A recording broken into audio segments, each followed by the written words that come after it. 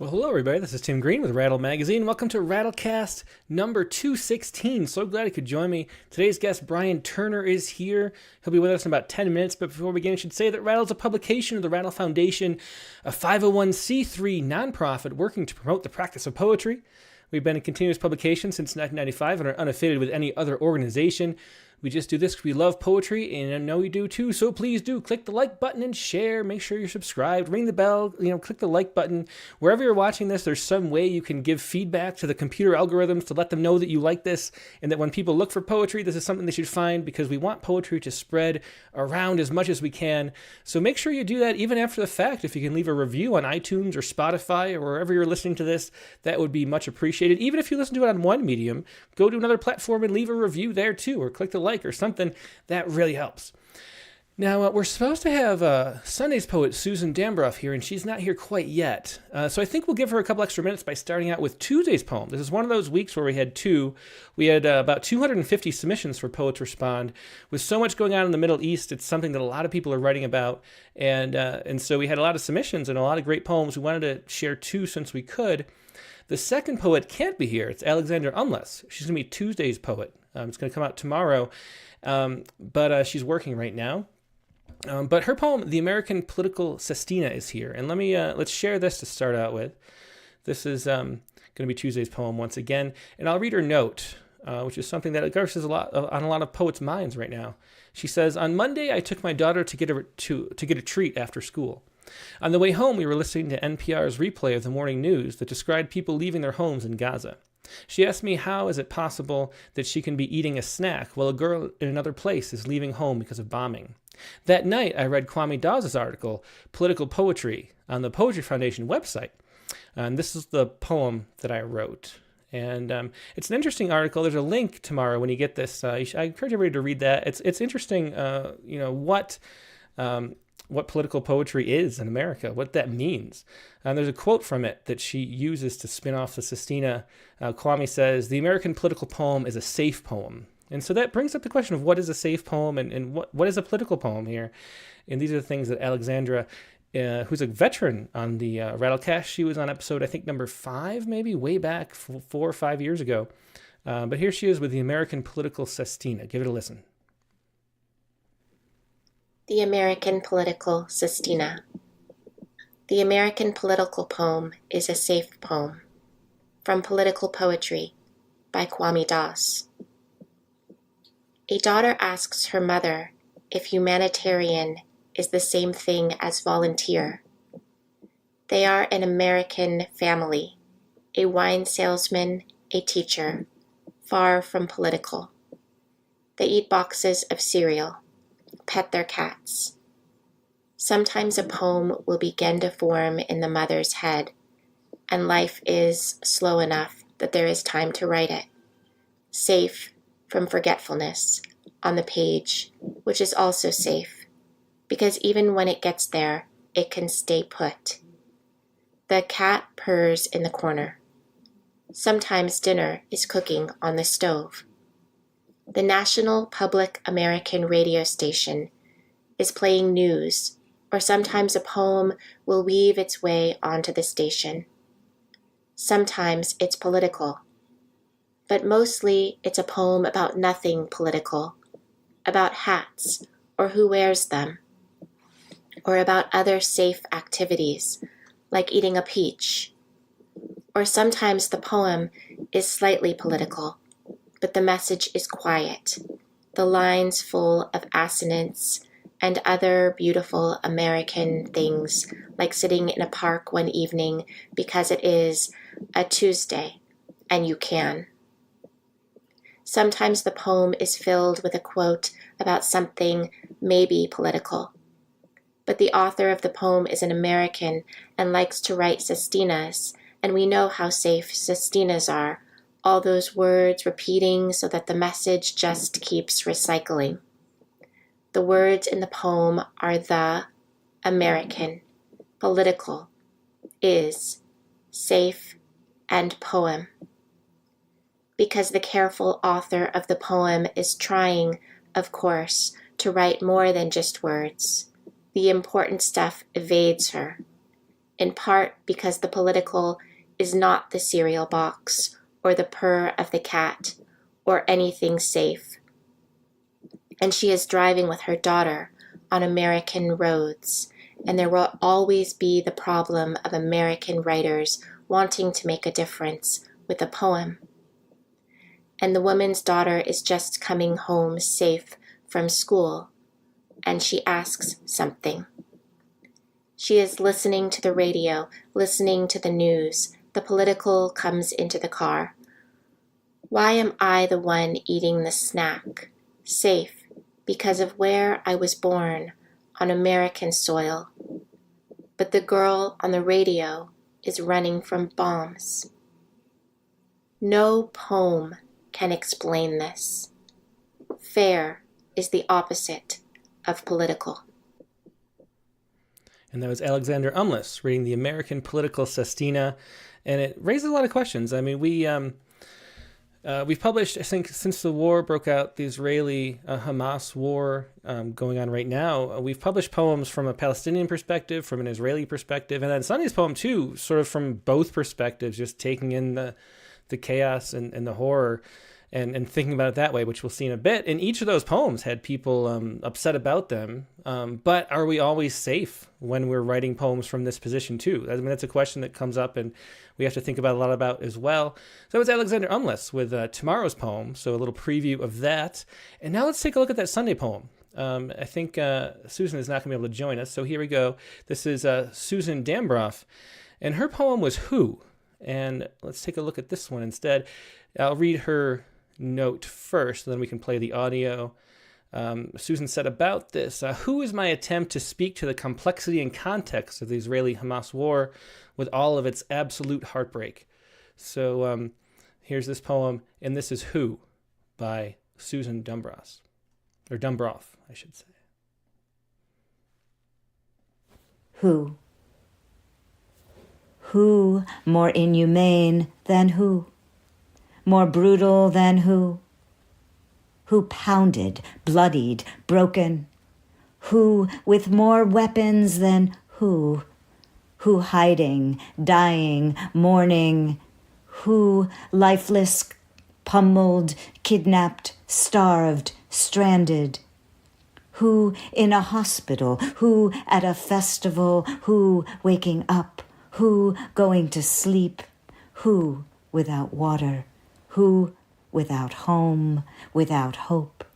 Whose land? Whose history? Whose mosque? Whose temple? Whose anger? Whose fear?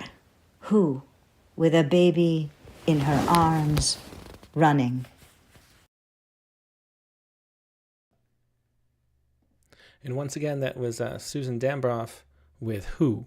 That was Sunday's poem on Poets Respond. Now we're going to take a quick break and go to our main guest, Brian Turner. So sit tight, and I will be right back with more poetry.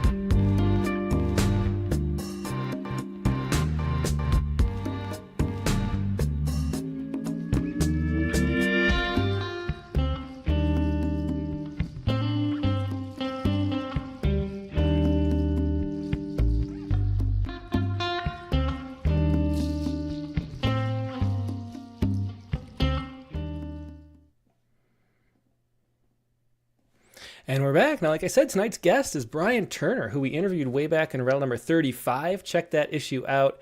If you would, it's still available in our archives at the warehouse. Wonderful discussion that Alan Fox had with him back when Alan was doing the interviews. Brian Turner is the author of 5 collections of poetry, most recently these 3, which I have all right here. They all came out within the last 3 months. 1 month, 1 book. It's been amazing. The Wild Delight of Wild Things, the Goodbye World poem, and the Dead Peasant's Handbook, all from Alice James Books. The other collections include Here Bullet, which is the most famous book of Brian Turner's, and then Phantom Noise as well. Also a memoir, My Life as a Foreign Country. He's the editor of The Kiss and the co-editor of the Strangest Theatres anthologies, a musician too. We'll talk about that. He's also written and recorded several albums with the Interplanetary Acoustic Team, including 1111, Me Smiling, and the Retro Legion's American Undertow. His poems have appeared all over the place in all the biggest publications. Let's see, in a Guggenheim Fellow. He's received the USA Hillcrest Fellowship in Literature, the Amy Lowell Traveling Fellowship, a whole bunch of prizes too. He lives in Orlando, Florida with his dog Dene, the world's sweetest golden retriever. And here he is, Brian Turner. Hey, Brian, great to see you. Hey, same here. Yeah. You were saying all the best publications. Rattle's the best. Thanks. Well, I like to think so. I really enjoy it anyway. So yeah, it's great to see you. It's great. It's been a long time. And I think being a long time is something that's appropriate too here, because it was a big gap between books of poems. I think the Phantom Noise came out in, was it 2012 or something like that? So it's been over 10 years since you had a book of poetry out. 2010 even. It's been a minute. Yeah. So it's great to see your new poems. Before we start talking, why don't you read a poem from one of those books? Let's start with The Wild Delight of Wild Things. Okay. Yeah, from that book, I'll read The Immortals. Okay. Bell-shaped and translucent, jellyfish begin their ascent from the ocean floor. They've completed a novel process in the animal kingdom, transdifferentiation. It's a reversal of the biological cycle as we know it, undoing the narrative arc, tracing birth to adulthood before the inevitable decline and death. The jellyfish upend everything we know about death in flora and fauna. At the cellular level, they grow younger when the time comes to die. They transform backwards into a nascent version of themselves before starting the process over. It doesn't mean they are incapable of dying. It's simply not in their nature. They rise to the midnight dark waters and into bands of sunlight, the way thought forms in the subconscious before burning in waves across the neocortex of the human brain. And as they rise fathom by fathom, they become lighter. As each incarnation returns, history unfolds and the world is made new. They rise into the age of agriculture, with its domestication of wild grain, with the comprehension of seed to stem to fruit. They witness the emergence of cities, wheels and alphabets and metallurgy, Buddha and Confucius, Jesus and Muhammad, the age of flight and the age of information. The jellyfish descend to regenerate and then rise through it all, limpid and curious, as astronauts step upon the lunar surface and as armies kill each other without cease. Humans turn their thoughts toward Mars and beyond, as the jellyfish sink down into the ancient shadow where they have always gone, as if death were a form of sleep, a dream from which they are revived, one lifetime to another, cycling through the stages of life as the elastic architecture of their bodies is made strange and new all at once, blooming. Starfields glimmer in the wave tops above. Sunlight scatters at dawn and dusk. The ocean is a silver film of moonlight stilling itself. And through it all, the jellyfish, the immortals. They have come to watch galaxies loosen their spiraling stars as photons shimmer on the interstellar breeze. They are steeped in time. They have learned to reinvent themselves in defiance of the body's undoing. They rise from their own deaths. They rise from the bottom of the sea. Soft bells, diaphanous and fine, the universe offers them wonder, and they gather in their multitudes to take it all in. Yeah, that was The Immortals. Once again, we're reading from the first of these 3 new books from Brian Turner, The Wild Delight of Wild Things. And that's a great example of your style, Brian, of how much both science and texture are poured into these poems. It's a really, really beautiful book to read for that reason too. But then such a touching book or series of books too. I assumed that that's why there was that gap between writing because of what happened with Elise. Is that the reason for the gap in the books of poems? I think in part there was kind of the core of my life kind of crossed over in a very short period of time. So in 2012, my best friend Brian Voigt passed away from cancer at 45. He was really a collaborator. I made music with him my whole life. So when he died, I didn't actually, I couldn't fathom the idea that I would ever make music again, you know. And then my father passed away in 2015, and then Elise in 2016. Um, my mother just passed away last Sunday before last, so a week ago. And it's but during that period, it was like a wave of the people really closest to me. They all kind of crossed over, and poetry and music in different ways were things I turned to not really to process it necessarily. I think at first it was a way of like trying to figure out a way, how could I still be in like conversation with the dead that I love, you know? And there was also that usual attempt to kind of memorialize and create monuments in art for those I love. But I really am trying to figure out ways where over time to share these people I love so that others might fall in love with them. And that way, through the imagination of others and myself, that they can be alive in the world and be a presence and be a part of this world still. Yeah, and Elise Kuznets is a poet that we published a few times as well. Okay. You know, and I thought maybe would you mind reading the poem where her poem that the title comes from? I think that'd be a nice thing to do. It was a beautiful poem, and she was a beautiful poet. I really loved her work. It was so sad to hear, you know, what happened. Yeah, thank you. Yeah, and this poem is where the title of the book comes from, the first book. So we'll hear it in the poem. It's called Geologic. When I don't have a body anymore, when I'm ash and fragmented bone, I think about the early people trapped between one geological era and another, unfathomable. Their dust must yearn to rise, but can't. So much pressure on their carbon, hydrogen, trace elements we've lost, forgotten. Will we all become diamonds? Will anything of us beyond an uncertain glimmer survive? Remember when we visited the animal refuge, fed parakeets in the aviary from ice cream sticks glittering with seeds, the tickle and nudge of their beaks, a perfect engulfment, the wild delight of wild things, my love. I hope we'll have that again. Yeah, and that serves as the epilogue where the title comes from, of the wild delight of wild things.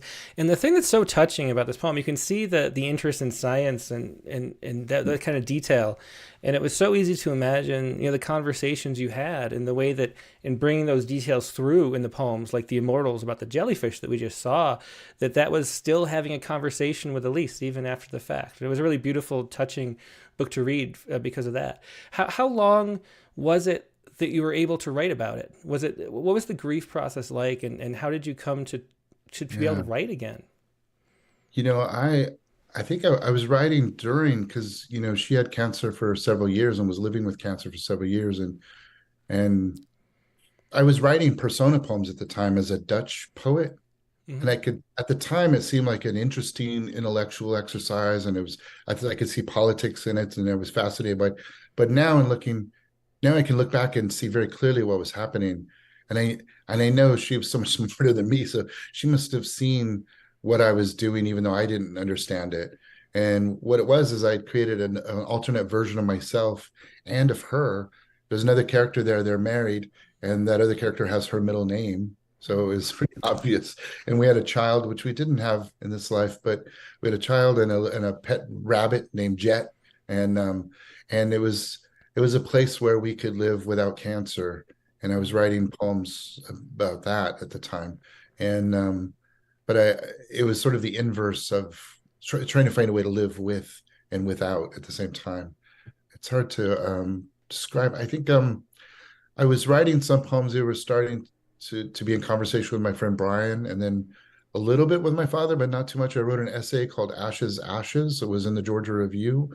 And I hadn't written the second part of that, which the full thing is in The Wild Delight of Wild Things. It's a lyric somewhere in between genres, and I, I know she could probably see that if, and we both kind of knew without saying it, that we were talking about what happens to our bodies when we die, if we're cremated, for example. And then it was all about my father, but we could both, without talking about it, know that we were also sort of thinking about what might happen to her, what will happen to me later, and yeah, and that there would be an additional part that would need to be written if she passed, and Yeah. so I did, yeah, I ended up writing about that, but it was very hard, and then interesting. I don't know if it's interesting or not, but the more I was able to write, the more I felt like I could be in conversation with her in some way. And that's why this book, a lot of it's in the you sort of, I'm using you in a direct address to Elise in conversation with her. And so when I finished writing this book, Wild Delight of Wild Things, it was sad to me because I felt like I kind of didn't want to be finished writing, even though it's a really heavy, difficult book. But I was in conversation with her inside the book, inside these poems. Mm-hmm. So, um, yeah, so then I found it. I was like, well, I've got to write more, but I had to find a new way into that conversation. So that led to book after book, and music. The poetry didn't really, I don't think it helped me to, like, it wasn't cathartic in a way, but the music did a different thing. The music helped me to um, kind of process our journey in my body in a way that my mind doesn't know how to do, but my body knows how to do it. I think the music of it does. It's in poetry too, but I really love making music and sound itself without being connected to a word does a different kind of magic inside of our bodies or medicine. Medicine. Yeah, Yeah. well, I've been thinking so much about how, poetry is the voice of the unconscious. Well, you've been talking about, and giving words to that is what poetry kind of is, but there's other ways that the unconscious speaks, and it's fascinating to hear about how music speaks that too, non-verbally. Before we talk more, let's read another poem from Yeah. The Wild Delight of Wild Things. I think Plasma is next. All right. Yeah. Yeah, I don't think it needs any setup, but it's plasma. Do you remember the night spent in the cancer ward, grading essays past midnight, after the nurse inserted a needle into the chemo port on your chest, that infusion of plasma? A voice over the intercom announced each incoming trauma in code as a helicopter angled down, hovering over a nearby rooftop, red lights flaring, the sky deepening from cobalt to viridian as a cloud bank rolled in. You sat upright in bed with hospital pillows wedged behind you, a privacy curtain sheltering us in a crescent of undulating fabric hung from the ceiling. For a moment, I thought of taking a photograph of you as you studied each page, your eyes focusing on the construction of thought, the apt word, the possibilities a sentence might evince, your pen scribbling notes and conversation with your students. As I sat beside you, holding back tears, gripping my hands into each armrest as I witnessed your dedication to doing a thing right. I had to catch my breath and release it in a slow exhale. You paused then, tucking the pin behind your ear. Remember, I asked if it hurt to use the port, and you said, oh, no, not this time. Besides, I don't have to hope for a good phlebotomist with this. And then your eyes followed the line from your port to the plastic bag of plasma. And just as an aside, I wish I didn't put so much alliteration in that line right there. Too many P's there, but to the bag of plasma hanging from the rack beside you. And you said, can you imagine? There are long distance runners in this plasma, tennis players, firefighters, elementary school teachers and librarians, social workers. I mean, just imagine the strength assembled in this one plastic bag. And as you said this, your hands sculpted each into the air right in front of you. Distance runners in motion mid-stride, their legs like pendulums sweeping a clock at the bottom of the hour. Dancers spinning their graceful limbs as you helped guide each through the invisible, your palms gentle, your head tilting as you welcome them into the hum and hush of the 8th floor, all of them strangers, absolute strangers, each volunteering the very blood coursing through their bodies. And as you said this, it reminded, excuse me, and as you said it, reminded you of a fire brigade, how these good souls had lined up to save you, and the expression on your face as you said this, the emotions catching up with you, I'll never forget it. How vast that store of gratitude, how beautiful the tears that poured into that quiet little room. Yeah, another beautiful poem.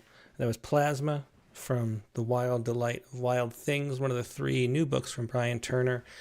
And so, what did the experience of going through that? I mean, obviously, Elise and you too are both really deeply thinking human beings that really engage with life and talk about it.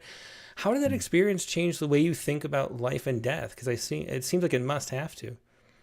Yeah, I after writing Here Bullet and then Phantom Noise and then the memoir, all of those sort of a constellation of books that were focused on being a soldier in combat and then coming home and then talking about the military experience of my life. For years I was invited places to be to talk about war and I talked about love and loss and war as if I knew what I was talking about, and I as if I was an authority on the subject or something. And I've said this before, but like this world has a way of teaching us deeper truths about the things we think we already know, and I'm no exception to that for sure.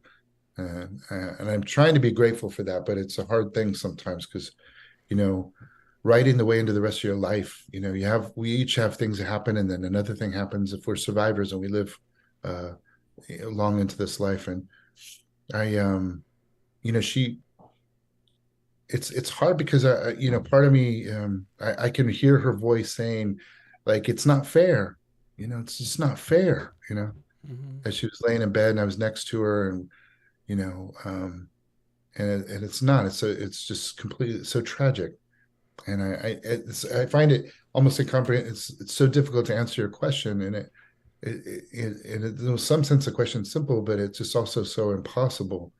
You know, like how do we write towards these things, and how do we respond, and what have I learned from this? And I guess one is that over the course of these 3 books, I was thinking about that question. Mm-hmm. Because I was thinking of my life. Like it wasn't just writing the poems, just walking through the streets of America and walking in my life and seeing people and talking and just being in the day. Like, what the hell am I doing here? Why am I still here? Like, what's the point? Like the people that I've loved, these great souls have gone, and why am I still here? Yeah. And then it's interesting because one of the things I love, like Elise, and you already mentioned this, is nature and science. And I started being curious about this or being curious about this other thing, and asking questions about that thing in nature, this thing in nature. And the study of that sort of rekindled a kind of wonder. And the doorways of wonder, like finding even little ones, tiny ones, is each of those has helped me slowly kind of come back to my life in a similar way to my dog Dene. Like when she was a puppy when I got her, and I can see now that I hadn't laughed for a couple of years, you know. And my dog, because it's impossible to have a puppy and not laugh, you know what I mean? And my dog like helped me to laugh again, So it was things like that. There are different types of medicine, but some of us wonder, and some of us just joy. There's this creature that has joy in its nature, and how could I not, how can that not resonate in me too? Is finding my way. Another way of saying it, and I think I say it in the 3rd book at some point, is like the world taught me how to fall in love with the world again, and which is a way where I could fall in love with her again and keep falling in love with her, Mm-hmm. and my friend Brian and my father Marshall and so on. Yeah, I mean, I just happened to read an account of somebody who had jumped off this Golden Gate Bridge in San Francisco, and Yeah. as soon as they jumped, regretted it. Because there's that desperate, like, I should live, feeling, and then the struggle to swim with like broken vertebrae and try to stay above the water. Yeah. And then finding, there's sort of like this will to live, and then you find the meaning afterward or something, or find the reasons and find the happiness and find the joy, like this person, I can't remember their name, but did. And I'm reminded of like the whole fake it till you make it kind of thing, like you have to go through these motions of life to find life again. And it feels like that's what you've been doing and throughout these books. Well, if you want to hear something, I'm hesitant to say I think I've told this to one person in private, but I think it's important. I hope it is useful and not the opposite of what I intend it to be. And that is, I was at AWP in Los Angeles, Hmm. and I was in a hotel that was very, very high and had an interior courtyard with like railings where you could look down and see like a fountain down below, but it was so many stories down, and I came that close to just jumping right there because Yeah. and and I remember the reason that pulled me back then was that I happened to be sharing a hotel room with a friend of mine, and I didn't want him to, have to, that I don't know. I didn't want him. I didn't want him to have to be there for that or be around that, and it was a slim thread, that kept me from doing it, and it's been slim thread by slim thread, and then more and more, and I sure hope so. I sure hope anyone listening to this who's thinking along those lines, there are slim threads out there, and there's a life ahead. So, Hmm. stay with it for sure, please. But for me, it was a difficult thing. It was very, very close, and that's I always used to think that if you asked me in my 20s, I would have said impossible. Suicide is just not a thing, But I get it now. I understand. But I'm glad I'm here. I'm glad I'm here. And that story you shared with the person off the bridge, that makes so much that resonates so well that Hmm. that no, there's more to do here, and maybe ways to be of service to others, Hmm. you know. Yeah, yeah, for sure. I mean, it's definitely understandable. I mean, and knowing how close you were with Elise, how hard it would be to keep going on. And Mm. then, finding a way is so inspiring and important, I think, for everybody watching too. Let's read another poem. I want to make sure we cover a good number of them. Next, from the second book, you have The Goodbye World poem is the second book that came out last month. And I think the poem you wanted to read was Coconut Oil from this Yeah. one. So like all of I have some love poems and sort of sexy poems, I guess, but this is kind of like that. But I managed to mess those up too. So it is that, but it isn't. So let's see. We'll share and find out, I guess. It's called Coconut Oil. I don't recall the PA's name, but she recommended coconut oil as a lubricant, saying, sure, the literature leans towards water-based lubes, but you can find this anywhere. Any grocery will carry it, and it's a natural moisturizer, easy enough to clean from the sheets. And so when I discover a jar in the house years later, I unscrew the metal lid, close my eyes, and breathe in a series of moments from a springtime made of fog and confusion, sunlight and surprise, chemo treatments, a trip to Hawaii, the breakers rolling in just outside our bedroom window, the night's perfume carried over the Pacific and reminding us of our time in Japan, Thailand before that, before the cancer, when the future lay wide open. Elise cupped my hips with the soft pads of her hands, using them as a break at the iliac crest, while coconut sugared the room with its fragrance. She eased me down inside of her, pressing back when the raw pain furrowed across her brow, crimped her mouth, and her palm heels nearly pushing me out, as I couldn't help but think of the tumors in her bones, spreading from sternum to vertebrae, and then scaling the ladder of the spine in both directions. So insidious, so cruel. That cancer revealing itself by fracturing two of the bones in the middle of her back a couple of years before, and how afterward I thought it my fault that I'd done this without realizing the danger inside of her. On a sunlit afternoon, shared in a tangle of salt and muscle, our limbs half on, half off the bed, the mattress stripped of its sheets, and Elise spurring me harder, harder, so that even now I remember it as the snap of a finger, and that familiar regret returns, lingers. So I close my eyes and breathe in coconut until the electricity shifts its current, blue and crackling. The calendar flipping through months, seasons of our maroon sheets sliding off the bed, the candle's bright tongue rising in light as she guides me down, slow. All of it so tenuous and fragile, on the cusp of pain, until the oils begin to soften and glide, and her body easing now, gives way to the smooth motion of flesh. The two of us made one again, made strange and new and ancient and beautiful. Yeah, another beautiful poem that is Coconut Oil. And that's from the second book that Brian Turner's just recently published, the Goodbye World poem. All of these from Alice James Books. And and I was thinking about how, in Buddhism, the Buddha understands that all of life is suffering and then goes back into the world to still suffer. And, and then in Jesus becomes the same symbol to carry your own cross, like the burden of your own suffering. And in a way, that's what life is, because we all know that we're going to die and those around us are going to die. How much does poetry play into that ability to continue living? I mean, to me, poetry is such a healing thing because of the way it communicates the unconscious. Is that for you what poetry is? It's the way to continue through these burdens that life creates. I had a stammer when I was a child, and I had a real tough time. And I say as a child, it went well into my 20s, you know.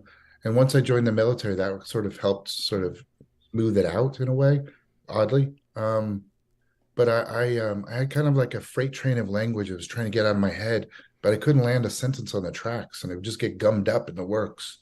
And even though I've been able to figure out a way to sort of speak aloud and be like that, I struggle with this instrument, this thing. And it's like I have like every day I just feel like I'm fumbling through this language and the tool's not working, and I'm trying to say something and it's just not, I'm not getting anywhere near it. But when I turn to poetry, it feels like it's an architecture that can kind of hold. And if I can, it's like I think of it as a meditative practice. So Mm-hmm. it's sort of a daily meditative practice, and even when the days when I'm not doing it, I'm reading it or writing it, because the world sloughs away around the poem, and then when you're inside the world of the poem, it has an atmosphere, and it's a place, and I love being in those places where I feel sort of transported and then made new and strange and beautiful, like in the last words of that poem. Mm-hmm. And so, I think of it as a kind of medicine, because in that way, because I think it feels healthy to me over time. If you ask me on any one day, it's just like, well, I wrote a poem or that was worked or whatever. But I can see over years that it's been a kind of meditative practice. And I don't do a yoga mat thing, but I kind of do with language. So I sit down and allow the imagination to wander into these spaces. And usually it's like a riff or a line or maybe an image. And it's a very short thing that I don't know what more is in there. And then that curiosity leads me into that. And then I become surprised by what you'd said, the unconscious before.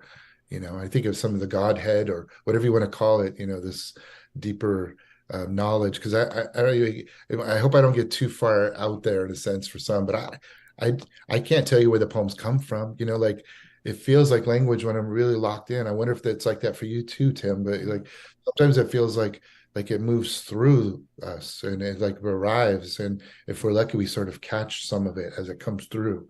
And and so it feels sacred that way. Yeah, it really does to me too, to the point where, the quality of the poem that I wrote has nothing to do with how much other people like it. It's just how much of that feeling I got to capture for a few moments. And I think that's a feeling that all people who love poetry end up finding and feeling. But then most people haven't found that yet. So I'm always curious, like, how did you find poetry? Like, was it something that you always did? Like, do you remember the first time you felt that feeling? I remember for me, it was in James Longenbach's class at the University of Rochester. I was a science major. And I just wrote like late at night, like it was 2 a.m. I had to write a poem for, the next workshop. And I wrote something that surprised me in a way that I was like, wow, like that was in there. That is so strange. And I was like so lost in the poem. And it was that feeling that I wanted to keep recreating. Did you have a moment like that where you realized that poetry was this special thing that takes you some meditative place that's elsewhere?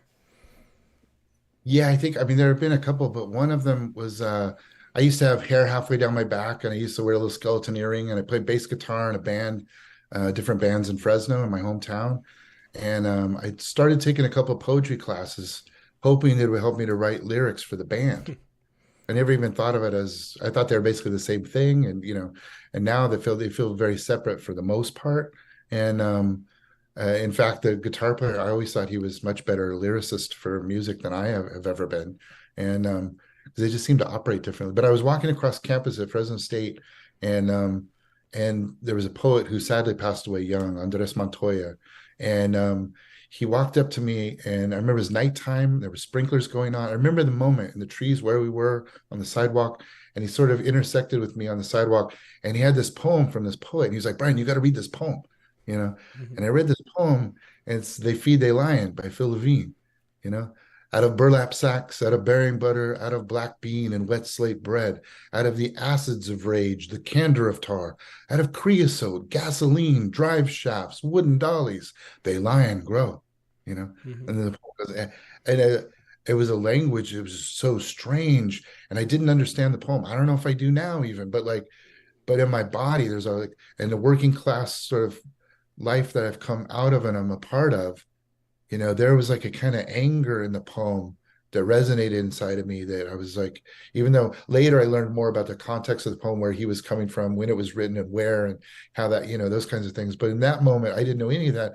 I just had this poem, and it was like walking into the dark and suddenly seeing this figure it wasn't human. It was a new kind of, something. It was that kind of engagement with and also, remember I said that language was getting gummed up. Here was a language that was different than the language around me, and it spoke to me in a way that no language had ever done, and so, and I knew there was some famous poet teaching on campus and all that, but I was like, yeah, whatever.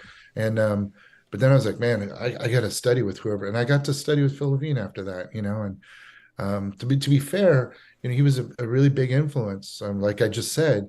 But Corinne Clegg Hales, we call her Connie Hales, she was, equally or even more of an influence there in Fresno about poetry and stuff. She really helped me on my way to be talking with you. I have to say Connie Hales, Mm-hmm. But that poem, then I had it in my body, and, it got rooted over time, as it is. So when I found myself in a difficult place in my life, which was in Iraq at some point, years and years later, I wrote a poem in 10 or 15 minutes listening to Queens of the Stone Age. And I thought that poem was influenced by Queen of the Stone Age, but that was just wallpaper sound. I had the song on repeat, Mm-hmm. and I wasn't even listening to it anymore. But actually, so that poem is Here Bullet. If a body is what you want, then here is bone and gristle and flesh. Mm-hmm. Here is the clavicle snapped wish, the aorta's open valves, the leap thought makes at the synaptic gap. Here is the adrenaline rush you crave. That's the beginning of my poem, right? Mm-hmm. It's not syllabic or anything, but out of burlap sacks, out of bearing butter, out of black bean and wet slate bread, out of the acids of rage, the candor of tar, out of creosote, gasoline, drive shafts, wooden dollies, they lie and grow. There's a very similar musical rhythm and pattern in it. It's not the same tree, but it's not the same exact plant, but it's branching out of that tree. It's rooted in the same earth or something. But I can feel it in my body when I read the two poems. Mm-hmm. I'm like, oh yeah, I get it. Yeah, I And hadn't noticed, but I can definitely hear it now. And it's that rhythm, that rhythm that speaks the unspoken, that makes poetry yeah, bodily, that makes it all so worthwhile and yeah, worth doing. yeah. Let's hear another poem from the Goodbye World poem. Okay. This one's called Vigil. When I think of my father in the ICU, intubated, with whole decades of our lives tunneling in, as I try to give voice to the last words ever, and the language failed me completely. It's his expression that comes to mind. Such tenderness, such compassion. There is so much my eyes have seen that my hands have done, and yet I know almost nothing. How many losses will it take for something like wisdom to set in? How many doorways into the sublime need to open for me to fully inhabit the wider landscape of the soul? There's no false humility in this. Just one human being looking inward and remembering my brother's voice on the phone, that last call after a year of chemo and the doctor's death sentence coming due. My brother saying, "You don't even know how good a glass of water tastes." And of course, he's right. I light the candles for each anniversary as each anniversary arrives. For Elise, for my father, for my brother, votive candles for uncles, grandparents, friends long gone, each an act of memory, devotion, lament. I watch these figures move under the Buddha's statue, how they sway to the teardrop of light pooling in a well of beeswax. Do they band around me to summon and relive their time on earth? Or are they here to help me on my way in this slow crossing of mine? The small deaths I usher in each day. As the dead whisper all that must be done, gesturing me toward them, saying, it's all right, it's okay. There is no dying of the light. There's only this shimmering dusk, this gathering of souls into the deep shadow of a mountain. And that was Vigil, another poem from the Goodbye World poem, Brian Turner's second book this year. Brian, you already mentioned that one line had too much alliteration, which is kind of funny because my open mic poem later for the week is an alliterative verse poem. So if you think that's too much alliteration, stick around for the Oh, no, I love alliteration. It's just that line, you know what no, I mean? I know, just kidding. But it brings up, what is the writing process like? I mean, how much of it is the initial spark of that rhythm that you catch like a wave, and how much of it is in the editing and in the revision process later? Like, when you sit down to write a poem, what does that look like for you? Yeah, so I know some poets have like, I've heard one poet had like 12 of these, like a long shelf in the office, and there were like 12 wire baskets, and we would write a draft and then put it in the first hopper. It's like hoppers. And there was some kind, I don't know what would happen with each hopper, but there was the same work would happen to every poem till he went through the 12th one, and then it was ready for the world, printed. I don't have a system like that, and it seems like every poem kind of has its, I have to like figure out how each plant grows and what it is and what it needs. And I know that's not helpful at all.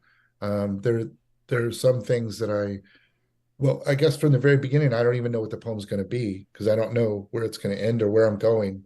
So I don't usually work in direct forms where I know ahead of time I'm putting this known form. Mm-hmm. I usually start with an image or a scrap of sound, some phrase. And I went to school in Oregon with Naveed Alam. He's in Pakistan now, and that's where he's from. But he taught me to walk with my poems. He used to walk with his poems, and so when he had a line or two and he doesn't know where it's going, he would go walking and he would sort of mumble the lines over and over as he was walking to set the music in his body. And what I've learned from that, like if I know my neighbors do this when they walk by my house, they must just think with this crazy man in the house, and they're not wrong, exactly. But there's a big window in the front room, and it's the best room for me. It's not a big house, and I'm not a big man, but like if I walk 3 steps, bam, I hit a wall, so I got to turn around and go back. So I'm just sort of pacing back and forth in the front room, and people must see me mumbling to myself and muttering because I'm trying to set the music in my body so that when later, as the poem starts to develop and images come to mind, I'm a very narrative poet and very cinematic or visual poet. So once that part of the brain, the storyteller takes over, I'm hoping that from Naveed's instruction that I've let my body learn and set the music so it will help guide so that the story and the songbird are in harmony as the poem is being made. In revision, it's hard. I try as much as I can, I guess, first when you're writing, to push everybody else out of the room. Mm-hmm. So it's just be in that sort of sacred space. And then once I have a poem, if it's one I want to share, I don't share all the poems, even if I really like the poem, it doesn't mean I'm going to put it out and share it in the world. Some poems are for me and some poems I want to share for whatever reason it might be. And, but those in any case, and the second part of that is revision, I guess, is when I start thinking of like, I try to divorce myself from the poem in a sense. And it's just like a little trick that helps me. I try to think, okay, I already got the mystery and the magic of, I enjoyed that, whatever that was, that meditation when I wrote it. Now there's a version. And now I try to separate by thinking, what does the poem need? What does it want? And then it gives me a chance to kind of fall in love with the generative process again, because then I'm open up a little bit more to changing it. Because otherwise, I mean, I do this like I think a lot of people do. We write a poem, they kind of fall in love with it, and it's hard to change it, from there. But that's why I'm trying. I'm not always successful, but I try to create that bit of distance so that I can find a way to fall in love again, and with the possibility, you know. Yeah, it's interesting that that concept of a public or a private poem is one that I think is really underutilized, probably because poetry is so professionalized within the Yeah. college environment that we sort of only think of the public poetry as having value.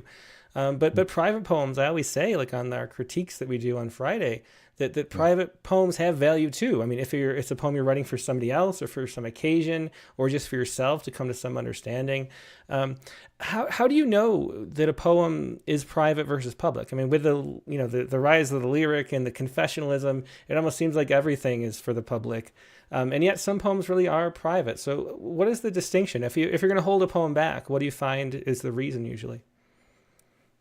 Interesting. I think between Here Bullet and Phantom Noise, I wrote another manuscript of love poems.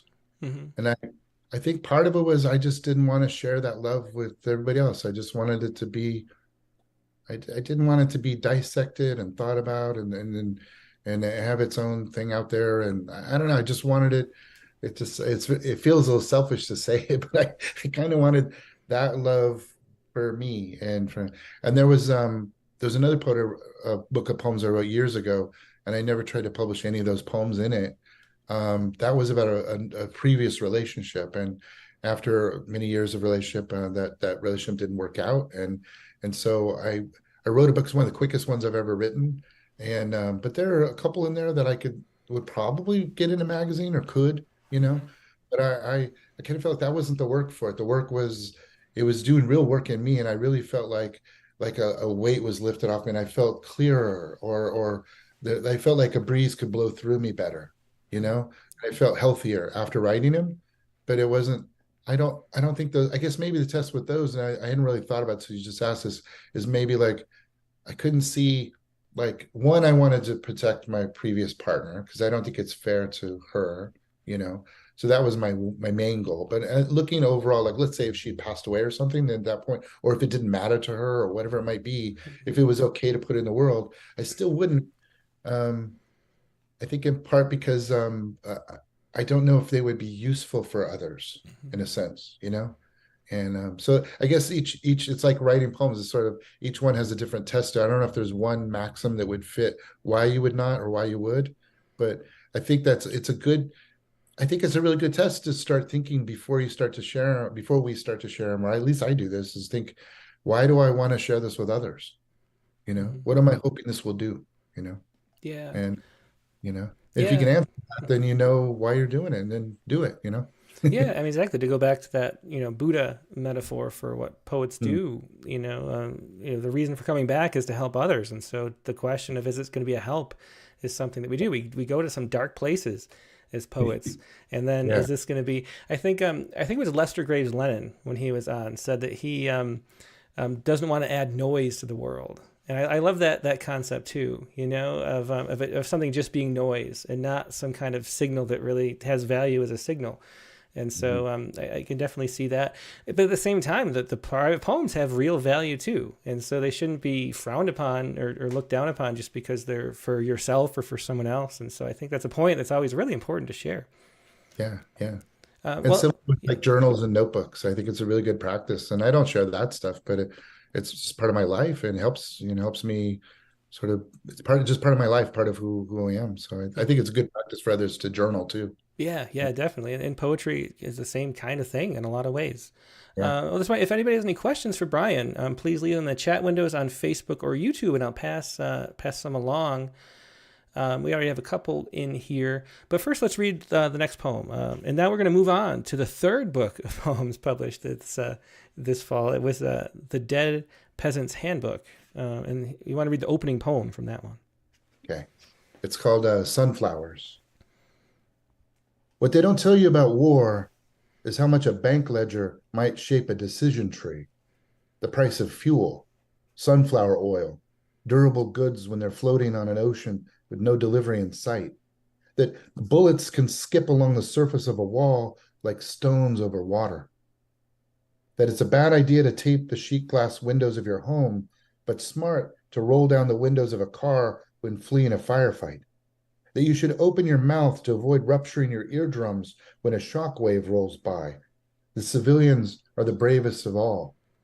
See how they face the invaders, saying, take these seeds and put them in your pockets, so at least sunflowers will grow when you all lie down here. What they don't tell you about war is that a soldier's oath is not only to be the one who puts out the fire, but to be the one who starts the fire to begin with, to be the one who carves a hollow center deep into the word suffering. War is born of the obscene, a disfiguration of words like love or humanity. This much we know. These things we do, these ghosts we live with, how they call out to us sometimes, asking for water. Such a simple thing, a glass of water. And that echoes back to the last poem, too. That was Sunflowers. And since I had the poet here, I was wondering as I read this, why is it smart to roll down your windows of a car while fleeing a firefight?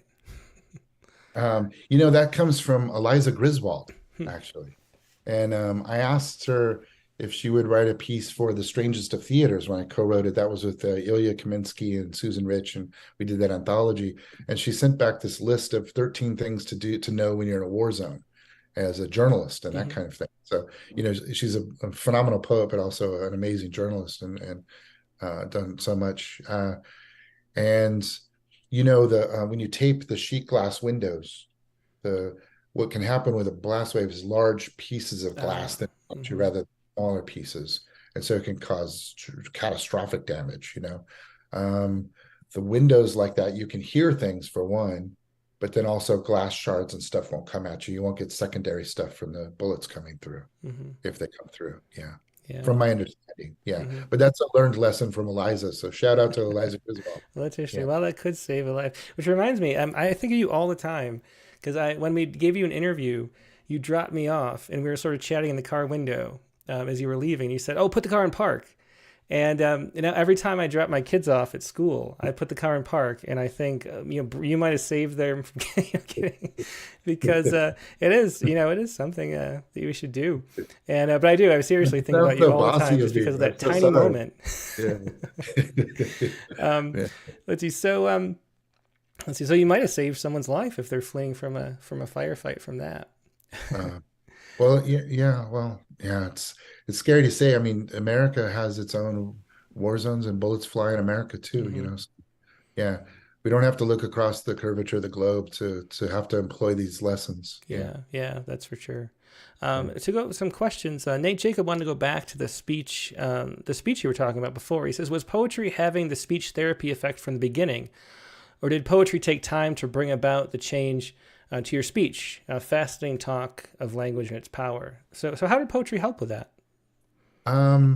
It's hard for me to know exactly, and I appreciate Nate asking the question. I think it did have it was a cumulative effect over time, and also as poetry sometimes does, it starts to create community. If we start talking with others and you meet another person, there was a really kind group up in Seattle that took me under their wing. And I used to go to poetry readings and I would sign up for the open mic and my hands would be shaking and my face is normally pink, but it would just get like red, just like full on nervous and scared and all that. My heart just beating so fast, voice quavering. And they really helped me to like put the poems in the air, and they were really loving and encouraging. But I think one of the things that I've been able to realize from it too is that it's part of the signature of my voice. So my interrupted and halting sort of patterns, my phrasing, that's my songbird voice. And so rather than trying to smooth it out completely, I think having this, I alternate between these long rolling lines of sentences like this one, and then others that are kind of shorter and a little bit more compact. And it's now I realize that's how I interact with language, and that's how I'm a musician with this instrument. And so it's part of me, and I don't want to completely erase it, Yeah, and that comes down to what a poet's voice is too, and it's some kind of authentic way of speaking. Did you found it take a long time to find your own voice? Like, were you writing in the voices of others for a while before you found a way to write in yours? That's something that comes up a lot with poets, is trying to find what is authentic to them and not sort of soliloquizing or whatever someone else. Yeah, I think early on, I wasn't reading enough early on, and I didn't have a lot of, it was this pre-internet, and there was a smaller, when you would go to bookstores, there was just that one case, of books. Mm-hmm. So it was always the same amazing poets, but it was always the same ones for, it seemed like years, and thankfully now it's amazing. We just have this proliferation of this wave of, we live in the greatest time to be able to engage with other poets that we wouldn't have been able to before. Yeah, I don't know if I can properly answer that question, but because I started drifting into the problematics of the book selling age and stuff. But yeah, so I hope I answered that enough. I don't know if I No, did definitely, yeah. Just speaking of books, I have uncorrected proofs. Is my version of it that they sent, and so we noticed Mark Grenier noticed some little changes between the text in the book and revised. And of course it says, advanced reading copy not for sale, uncorrected proof. But it brings up the question of revision 2 that we talked about earlier. He says, he asks, does that mean, how far along do you continue revising the poems? Were some of these poems changed right before you went to publication? Some were, and also I caught myself a couple times during this reading because I wanted to look at you and knowing. So I'm looking up, and I caught a couple times where I just flipped words on the thing, so I changed the words even in front of me, But there are poems like in Here Bullet, for example, written and published in 2005, and I'll read those sometimes, and it's a really bit of a strange experience because I can look out at an audience and see people with the book in their hands, and I'll read the version that feels most right to me. And sometimes I'll just completely cut a whole line, or I'll change a phrase. And I know those are actually phrases or changes that I agreed to at some point when I was editing with editor stuff, but I just never, it always ate at me a little bit. So I would go back to an earlier version. And so I'll see people like look up and like, wait, what? Yeah. And I try to give them a reassuring look, like it's okay, don't worry, we're good, but just so I'm not usually revising stuff, but sometimes I'll go back to an earlier version that I have in my head, and I just wish I hadn't changed it that far usually. So it's like dialing back one resolution or something. Yeah, it's funny because I've had that exact same experience. And too, from the editor side, just looking at poems, a lot of times, it happens pretty often where I'll say, this poem is great, but these 2 lines feel off. I don't know, like something's wrong about them. And they'll say, oh, that's where I revised because my workshop group told me that those lines, this didn't work. And I'm like, well, show me the original. And there's something about that, we're almost like, I don't know, like the poem knows its own truth. And I think when we're writing, we're like excavating that thing that's already there. And so you can feel the place where like you didn't get all the grit off or something when you're like, pulling out these bones or something. I don't know what the metaphor to use, but there's a way that it's sort of one piece and we're trying to just get a hold of it and make it, what it is, right? Yeah. The poem knows its own truth. I'm going to live with that. That's mountaintop stuff right there, Yeah. Well, let's hear another poem. We have 2 more poems left, and that's a perfect amount of time. So let's do the second to last one you had. Okay, this one, it's a little bit longer, so hopefully, let me know if we're. No, we're good. Yeah, it's perfect. Or something. Yeah, it's called In the Meth Lab.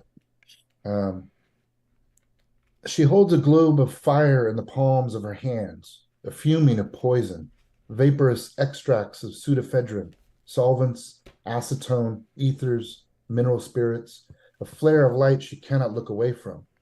And even as the blast rocks the brain in its cradle of bone, she holds that sunlight in her hands. Even as the words leave her, even as the molecular structure of the air comes undone around her, her hair, once dyed in ink, now lifting into flame and smoke, the words singed beyond reckoning, as concussive waves of the blast roll through the fluid nature of the body, roll through the amygdala, the hippocampus, the neocortex, down to the cities and neighborhoods of the mind. Even the long forgotten afternoons from childhood, winter mornings spent shivering in the bus stop chill, all the quiet days lost to history in the watery vault of the mind. Was it lithium? Was it red phosphorus? Is that what it sounds like when the invisible becomes visible? When the air cracks into flame and the acoustic fabric of space unravels its shockwave to pour the words pain and death over her skin, over the curves of her cheeks, the tender flesh of her hands, her chest, her upper thighs, all that will need to be draped in xenografts of pigskin, and the surgeries after that, after the nurses have smoothed gel over the burns, after the bandages have been changed and changed again, and more gel eased over the body while it burns, even in the coolest of rooms, the linoleum and the pastel walls of no help, the doctor's voice of no help either, the rest of us too stunned to speak, just sitting there with our sad faces nodding, each of us listening as she develops her story for how this all came about, repeats it, altering as needed until it's just right. So the pickup by the roadside becomes more and more real. The sleeping she did there explained, relatable, the way she woke and lit a cigarette, just as you'd expect her to do, and the way the propane bottle in the back seat, well, she's told the story. We all know now the way it happened, the way she said it all happened. And who honestly knows the difference anymore between memory and story and pure imagination, now that it's all jumbled up and blurry, spilled sideways and gone? Who would believe her if she told them anything closer to the truth? What would they think of her? She's held sunlight in her hands. She's seen the transformation, that snap of lightning, how the mind itself catches fire. The years of her life set on fire. All the buildings, all the trees, all the people she's ever known or loved, all of us out there in the streets of the burning world within her, all of us suddenly alive once more, even the little birds singing in the trees, the smallest of finches and sparrows, even the pretty little doves, how they fly with their wings on fire, the trail of smoke they use to rope one burning tree to another. Yeah, another great poem that was in the meth lab from The Dead Peasant's Handbook by Brian Turner, just out from Alice James Books. And Brian, I guess two more things. I think, first of all, I'm curious why, it's interesting, you mentioned the business of publication. Why was it that there are three separate books and not one whole book? Is that's not something you see very often. Three books coming out in quick succession like that, and they feel very related. It's like a trilogy. But what makes them separate to you? Well, in part, I remember talking with Alice James, and it's really precocious, but I hope it's helpful maybe for us all to, because there's different ways as creators for us to be in conversation with publishing houses, and like, what is it we're doing, and how are these things made, and what's possible, and I remember kind of half joking and saying, like, sometimes when a poet dies, they'll get like a box set of their work, Mm-hmm. but I was like, can we do it before I die, and I was half joking because I was serious, and they were amazing. They took me seriously, and they said, let's look at it and see what's possible. And I assume that that it wouldn't work as a box set in terms of financially and stuff, and just the business model of it, like how many buyers there are, people who are going to get the book, and how many, and also, some folks might not. When I part of the, I was an English major when I was in college too, and like part of that was really amazing because I could see the biology majors and how do they afford their textbooks and stuff? It was nuts, and so a box set becomes a price like that gets beyond a lot of people's budgets, but maybe you could get one book, Mm-hmm. so there were several different reasons for it, but it made more, and it was kind of them to say, like, look, we can't do a box set like that in 1 month, but we could spread them out over 3 months and have a similar kind of thing. And I like that too, because they are meant to be, if someone wants to, they are meant to be connected, loosely connected, and sort of, I think of it as sort of spooling further and further out. The very beginning is this more of an intimate conversation between me and Elise, and also a kind of global conversation thinking about climate change. Mm-hmm. And there's a very close loss that then spreads out to family and friends, and then spreads further out and gets to issues that are beyond me and my family and things like that. Um, and so, and then musically, the music is very different. So having some space between them leaves a little bit to sort of experience this, then experience that, rather than, if they're too close together, I think it's a little jarring because they're a little bit, especially the first musical kind of work that goes to the second musical work, they're very different from each other. Mm-hmm. But I hope they fit with the books that they're a part of. Yeah, well, they definitely do. I mean, it's a great series, and you can feel that they fit together, but have that a sense of movement. And it reminds me, I mean, it's the reason why we do our chapbooks, where we publish a chapbook with every issue. Because I love the idea of a subscription model for poetry books, like physical books. So you get a new one every month, and especially, you know, to not know how it's going to be different, what you're going to get is such a thrill. I wish if I started a small press that did books, it would be you can only subscribe, get a new book every month or every other month or whatever, how many books we wanted to publish a year. But like, I think that's a wonderful way to do a small press. And I think it pays off in that way. I think there's a real sense of, it makes it much more interesting to be able to get that in sequence. Yeah. And you know, there's also on the backs of the books, there's a QR code for what's called the Spirit Box. And so there's a 3-part video essay that's me like out on the beach and also in my house talking to the camera about love and loss and memories. And then we get to see Elise in video and hear her, and also other stories about others. So some of the people that are in the poems show up there in different ways. So it's a really multimedia kind of thing, you know, and it's a way too much caffeine, as I tell people. It's like I owe it to coffee or something, but no, it's been a kind of a real love. And then I have 3 other books I'm working on down the road that are similar, kind of, not about this, very different subject, but yeah. Yeah, well, it's really interesting to see. Just one last thing. We haven't really talked about the music yet. And somebody, I couldn't find the comment, so I don't know who, I'm sorry, but somebody asked about, when we were talking about the public versus private, whether or not you, if music, when you create music, has the same, are there songs, or are there musical riffs that feel private, which is interesting. But just in general, I'm curious, like, what your creative process is like for the one versus the other. Like, how are they the same and how are they different? Yeah, you mean genre-wise, or you mean the different albums? Yeah, creating music and lyrics for songs versus writing poems. Yeah, well, like I think the music, especially with the very first one with the Wild Delight of Wild Things, there's this 27-minute long sound meditation. So the other 2 books have what I think of traditional albums. There are songs that could be on the radio. Actually, some of them are on the radio because they've been put out on college radio and stuff across the country. But the first one not, and it's really based on waves. So there's human voices singing in it, myself and others. But I really wanted this idea of waves to be the main element in that. And it actually starts the very first piece after Elise's opening poem, Geologic, that I read earlier in our conversation. After that, the first piece is about waves. And it talks about that in the book. And then the film that's on the back starts with me walking from the ocean, and I start talking about things. And then the music begins with the sound of waves, where Lisa and I used to go. It's actually a recording of those waves where we used to go every summer. And then the last book of the 3 books, each of those elements ends on waves. So there's this through line. It's not overt, but if you look carefully, you can find that waves are this sort of predominant thing.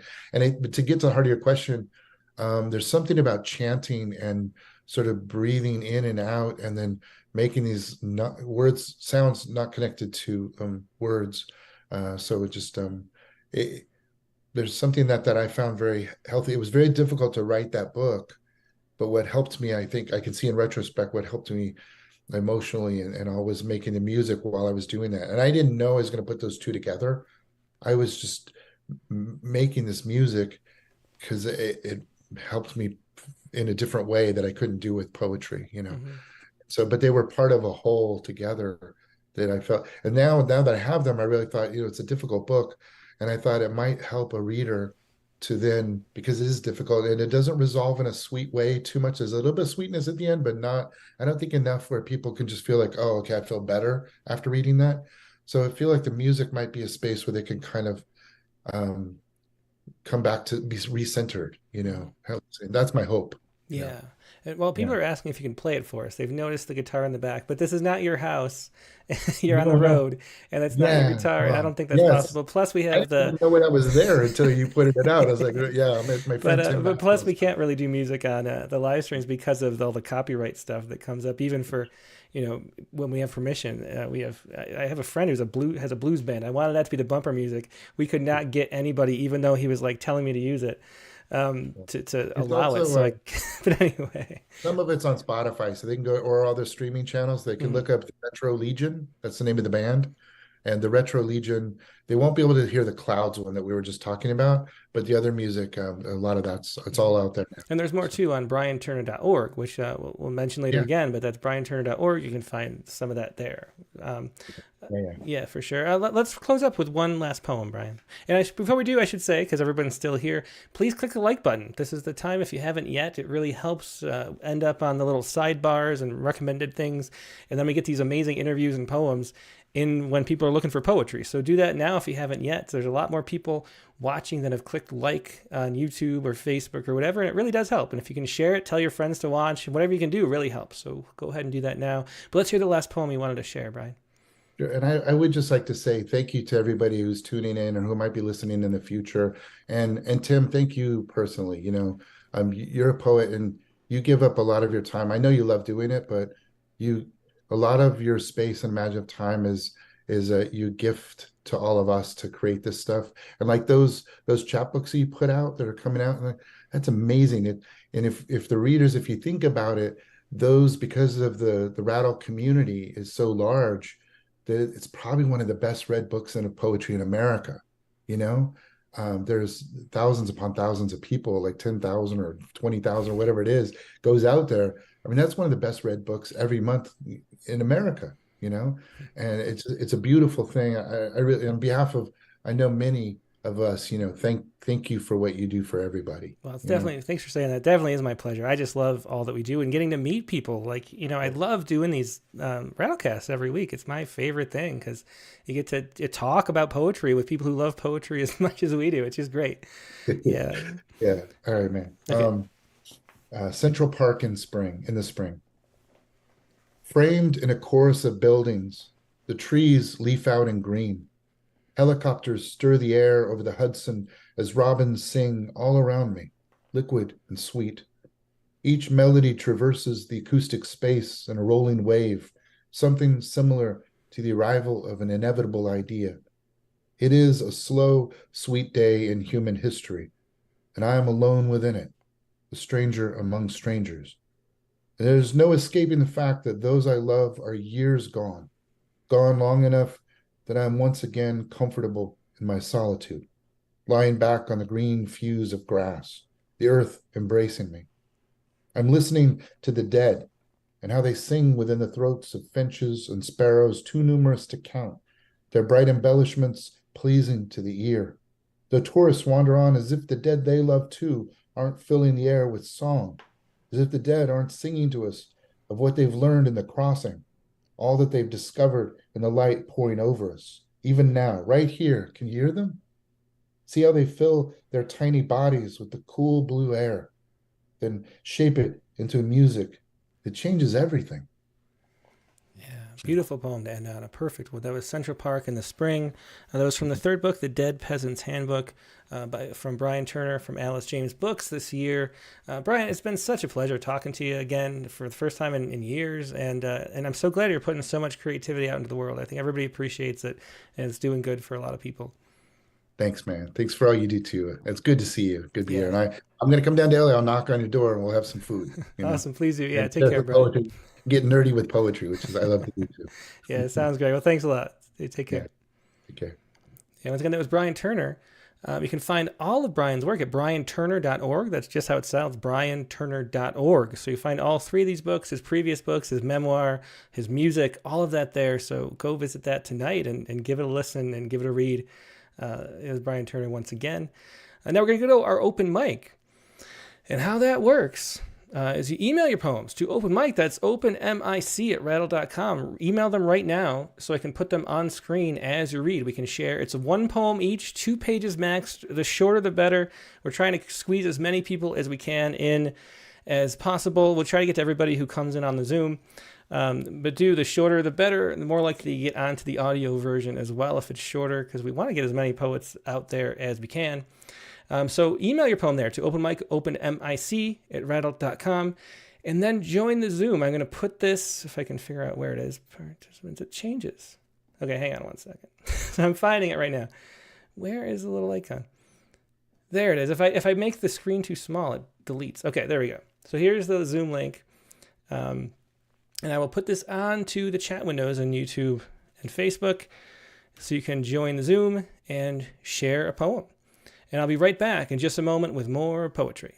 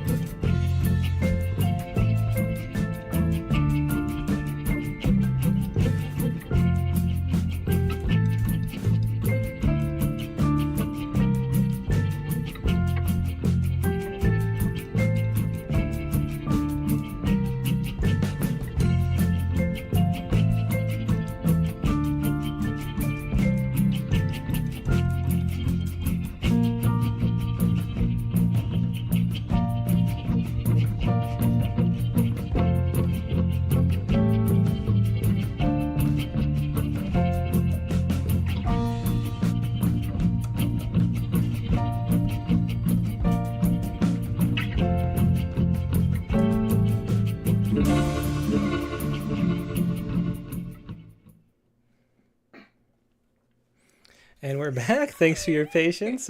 Katie Dozier is here, our prompt poems editor. Hey, Katie, how you doing? Good. How are you? I was a little taken aback going live, obviously. Yeah, well, it's good to have you, as always, right next to me. Mm-hmm. So the prompt for this week was I'll put it on screen right here. It was to write a poem about a museum for an abstract concept using one of the forms Mary Ann Corbett shared last week. And we had put some examples. I think there were more than this, but there was a ghazal, there was a call and answer, there's an alliterative verse poem, there was heroic couplets was one of them. Do you remember what else? There was a lot. I just stopped at ghazal, so I don't remember the rest, unfortunately. You stopped at ghazal. Mm-hmm. So do you want to share your poem? Sure. I'll go ahead. You want to read it from there? Okay. Yeah, so this is my first ever ghazal, I believe. I've read a bunch. Rattle's published a lot that I love, and this is my attempt. So, the Museum of the Subconscious. Outside, it is all concrete. Brutalist architects built the ugly blocks kept at the museum. But I open a Google Doc, trace the keys, ticket in hand. I race up the steps at the museum. Impressionism fills the ground floor. Van Gogh's blue swirls and Seurat's point. The world is as we see it, not how it looks. A window frames a glance outside. I wept at the museum. My head held down beside the people I paint into my dreams. A pigtailed girl rides on the shoulders of a Willy Wonka meme. Elevator numbers flash, a new depth at the museum. Poetry down on 42, Blake, Whitman, Dickinson, all here, knowing what to do. A raven too. Lit from within, they stab me with their feather quills. Dead, except at the museum. Flashes of ivory light, piano keys being struck from an exhibit down the corridor. Notes float in the air. A kite demands I hold her string. We twirl away, swept at the museum. I fall into an inkwell. The curator recalls the ladder. Waiting while I weed my mind, I'm looking for a flower. The stanzas swell into a vine and break the pot. I crept at the museum. Outside, I no longer frame the world just as I was told. The sun must smack the darkness for there to be any growth. As a water lily opens up in the pond, we reflect at the museum. Oh, excellent. A great use of the ghazal. So we see the ghazal form, which is a great thing to do because we have a ghazal theme coming up as well for Rattle. January 15th is the deadline to submit your ghazals. Museum of the Subconscious, excellent. I have trouble with the ghazal. I've tried to write maybe like 3 in my life, and I don't know, the leaps between the stanzas maybe are tricky. I don't know. How is it? What was your experience like? Yeah, it doing was that poem? definitely, I wanted to make sure I wasn't just writing towards the rhyme, which is always a big thing to me, and trying to make sure that each, couplet also stands on its own 2 legs was important to me. So it was fun to get to explore and there were a lot of museums I wanted to write about with this prompt, to be honest. I settled on this one. All right. Well, yeah. And so that was the Museum of the Subconscious. This is the one that I did. And this is the Museum of Estrangement. And this was in alliterative verse, which I had never written a poem in alliterative verse. That's the sort of Beowulf form. There are a few modern poems in it. And last week's guest, Marion Corbett, had a few too, which was interesting to experience. And I don't. It gets a little bit sing-songy with the alliteration. Sort of, it feels a little heavy, but it's also cool. I liked it a lot. I'm going to try to do this. Like alliterative verse sonnets sound fun. I might try this a lot more. But this is the Museum of Estrangement. Look, how even the last of light around a rainbow leaves the room. It was God's great promise not to go, but the doors decide the daily hours. Now that no one's here to notice. What's left are locks that lock themselves, and a clock that counts the careful minutes to which the cobwebs in the corners cling. Although the air arrives, it also leaves, through the vaulted vents of the building's veins. That practiced pacing is not impatient.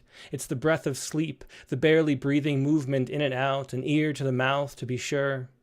But still, the overwhelming sense is stillness. The display stands stand empty. The curio cabinets are covered in cloth. Even the sadness has been stuffed in a sack, dragged out into the dark night, dead. That is the Museum of Estrangement in alliterative verse.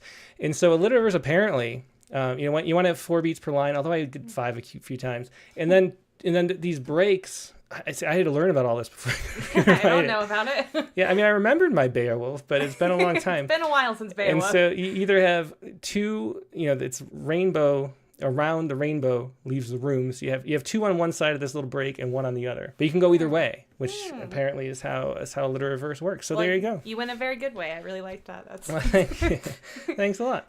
So you don't have to share prompt poems, though. Of course, you can share poems about current events. You can share poems about that you've written recently, that you've published recently, that you're proud of. Whatever you'd like to share, feel free to. We'll get to as many people, hopefully everybody who's here. We have time.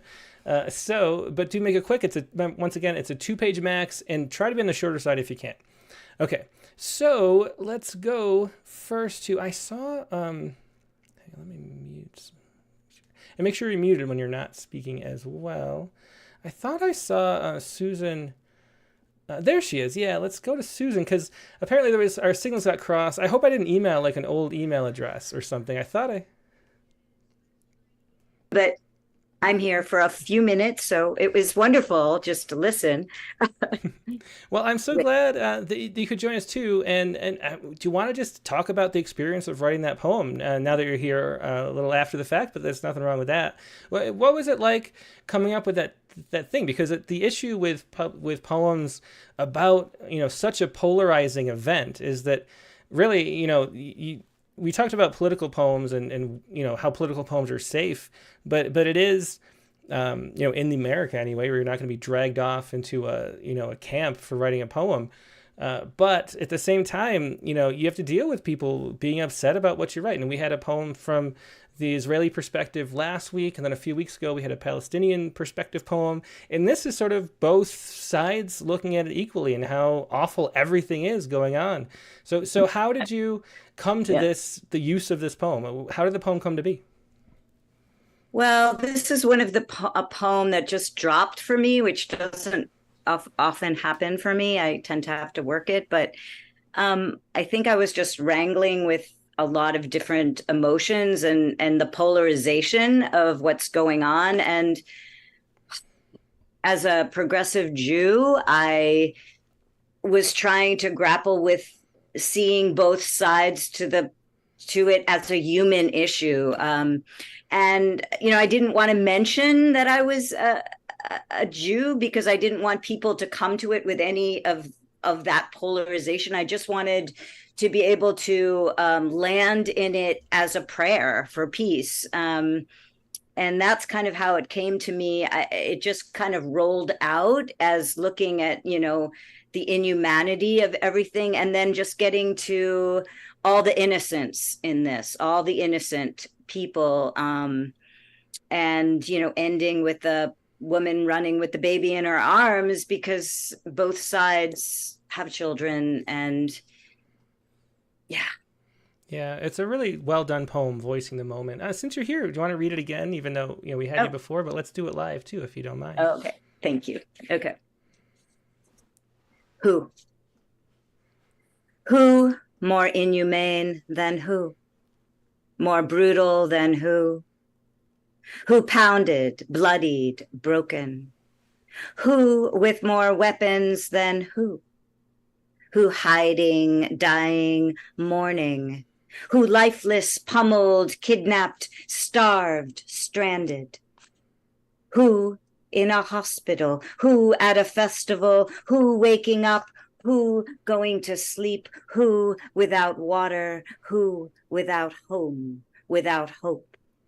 Whose land? Whose history? Whose mosque? Whose temple? Whose anger? Whose fear? Who with a baby in her arms running? Yeah, just such a beautiful poem, Susan. That was Who by Susan Danbroff. And it goes perfectly with what we were talking about with Brian Turner, with the way that it's speaking through the rhythms of the body, like the unconscious. And that's where that poem comes from. That repetition is so powerful because it's so bodily. A really great example of what poetry can do. Thanks so much for sharing that and for sticking around, even though we missed you the beginning. Thanks. Thank you. Yep, take care. That was Susan Danbroff with Who. That was Sunday's poem at poets.com. Now let's keep going, rolling through the open lines, and let's go to Nivedita first, because I know she's got to run off to work. It's really early in the morning where she is. Hey, Nivi, how you doing? Hey, Tim. I'm doing great, thank you. How about you? I'm great. It's great to see you again. Sorry we missed you last week. I think we were a little too slow, but good thing we got you this time. Last week I got sick. I had no voice, literally. Okay. Well, I'm glad you're feeling better now. That's for sure. So what do you have that you'd like to share with us? I attempted to write a prompt poem, and one of the forms I chose was the villanelle, which was, I think, one of the forms. That was the one that I couldn't remember as I was typing out the list. Good job, good job, Nivi. Yeah, so there's a villanelle in there, several villanelles in Marianne's book. Yeah. So what did you pick for your topic? Sorry, apology. Sorry. Excellent. Yeah, very good. Okay, let's hear it. Museum of Sorry.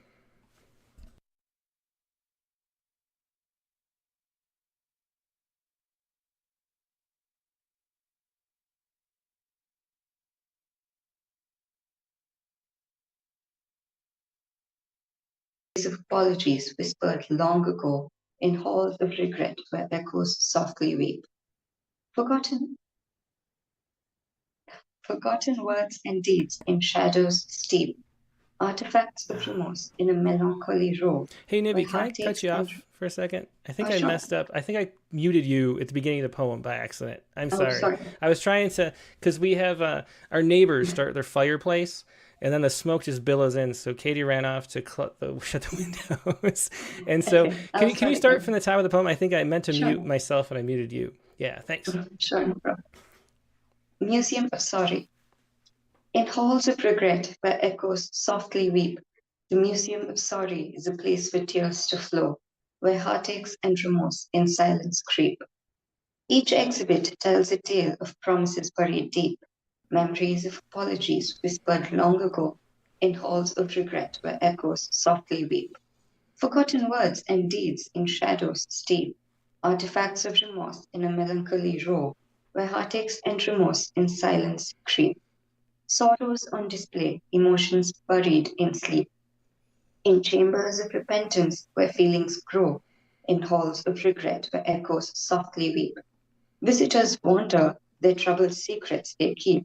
Amidst the artifacts of regret, they quietly go, where heartaches and remorse in silence creep. Yet, in this museum, there's a promise to keep, a chance for redemption, a path to bestow. In halls of regret, where echoes softly weep, where heartaches and remorse in silence creep. Yeah, beautiful Thank poem. you. Yeah, great use of that form, Nivi. You know, how the repetitions work and the music plays out really well. Yeah, wonderful stuff. Thanks for sharing that. Thank you, Tim. Thanks, Katie. Okay, that was Nivi DeKarthik once again with Museum of Sorry.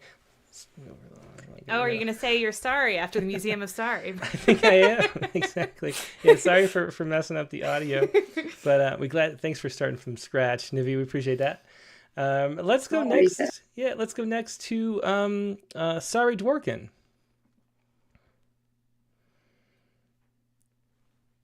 So, did you get it? I emailed it to you.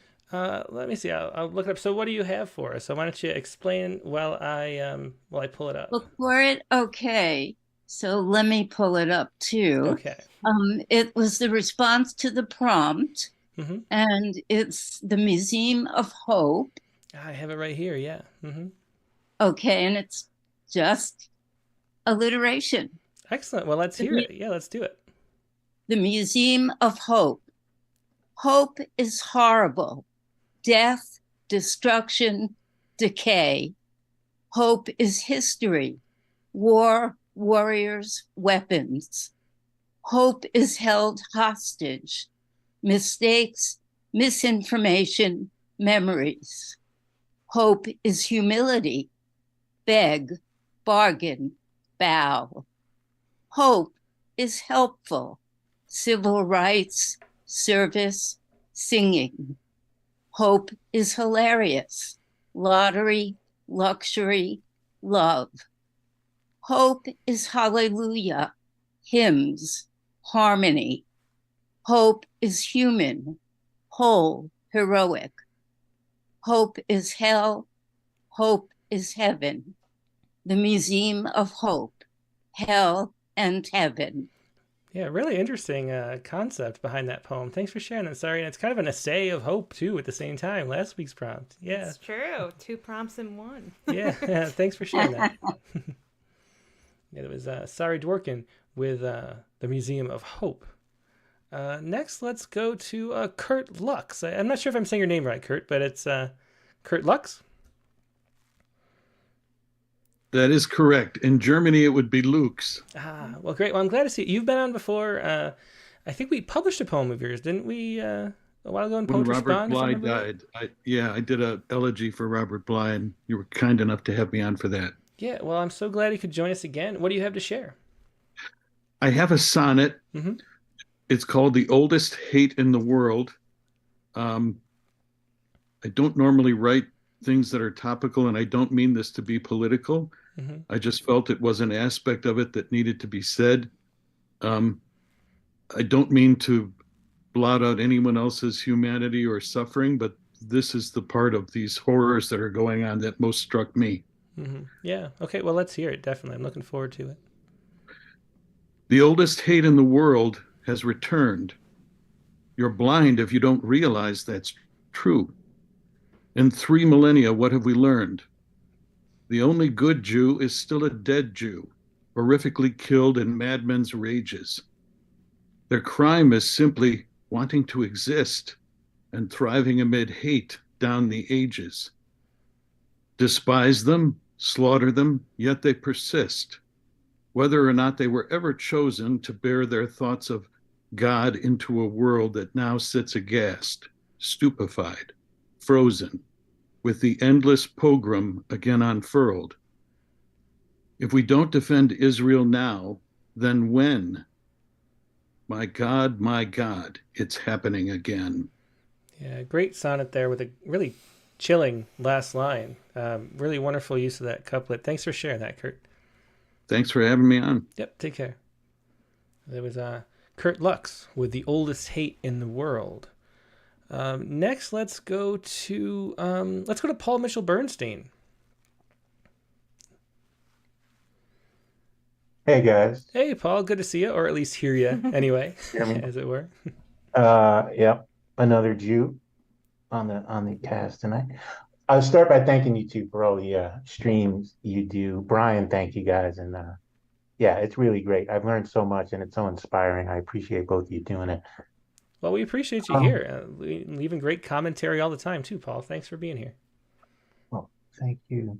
So I also attempted a guzzle, and I also had guzzle trouble, and fell into rhyme as I often do. But I think I managed the couplets, I managed the line length, I managed the independent but somewhat connected. And then somewhere I read that I was supposed to mention myself in the last couplet. I don't know.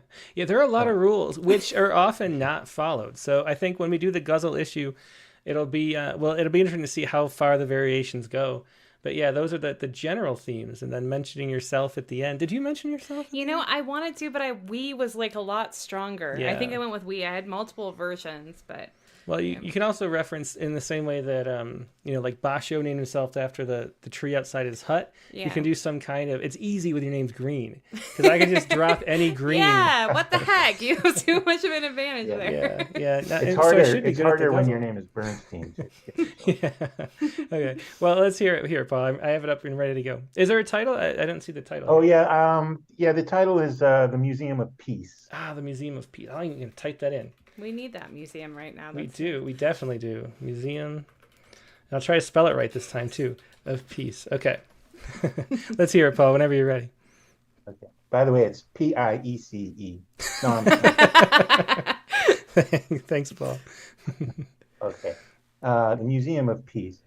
Stone angels gaze down upon the main hall of the museum, over Grecian urns of sugar palm, mosaics of ash and ruin. Our sacrament, our temple, our great white hope upon a hill of war held holy, the only honor for which innocence is killed.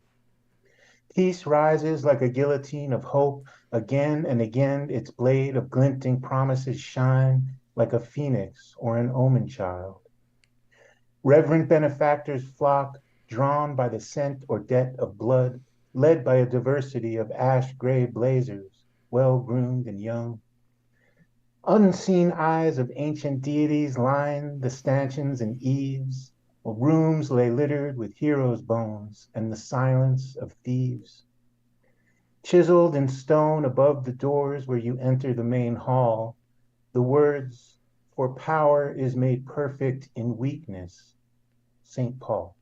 Excellent. Love the sounds in that, Paul. Really great music. That was the Museum of Peace by Paul Mitchell Bernstein. Thanks for sharing that, Paul. Really beautiful. And really smart reference with St. Paul at the end.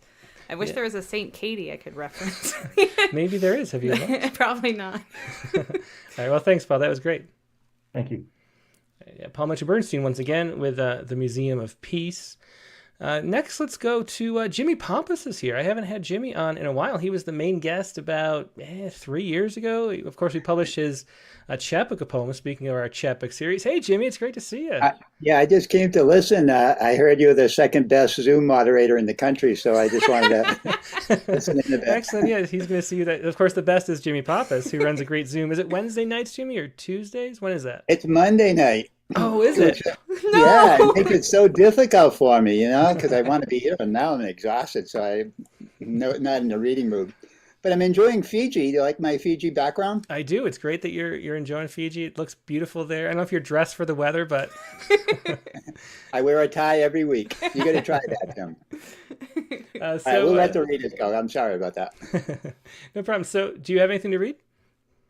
Well, I could post on that, but I just came to listen. That's okay. Okay, well, it's good to see I you. do my caregiving. I'm just relaxing, and I think I forgot to say to everybody too. You can just keep watching on the Zoom if you don't have anything to share. On YouTube. I mean, no, see, yeah, you can keep watching on the YouTube where you get to see the poems too. It's stream keeps going there. So if anybody after you read a poem too, you can go back to the YouTube and then you get to see the poems and you get the bumper music and all that kind of stuff too. A little bit more managed over there. But yeah, good to see you though, Jimmy. It's always fun to see you pop in. Good to see you. I also appreciate what you do. It's great. Awesome. Thank you. No problem. Yeah, well, that was Jimmy Pompas. Do look back at his episode. If you haven't read his chapbook, you should go read his chapbook as well. And all the great work he does over at his own Zoom readings, which he does apparently Monday nights too. I really thought it was a different day. But anyway, thanks, Jimmy. All right, let's go to Dick Westheimer.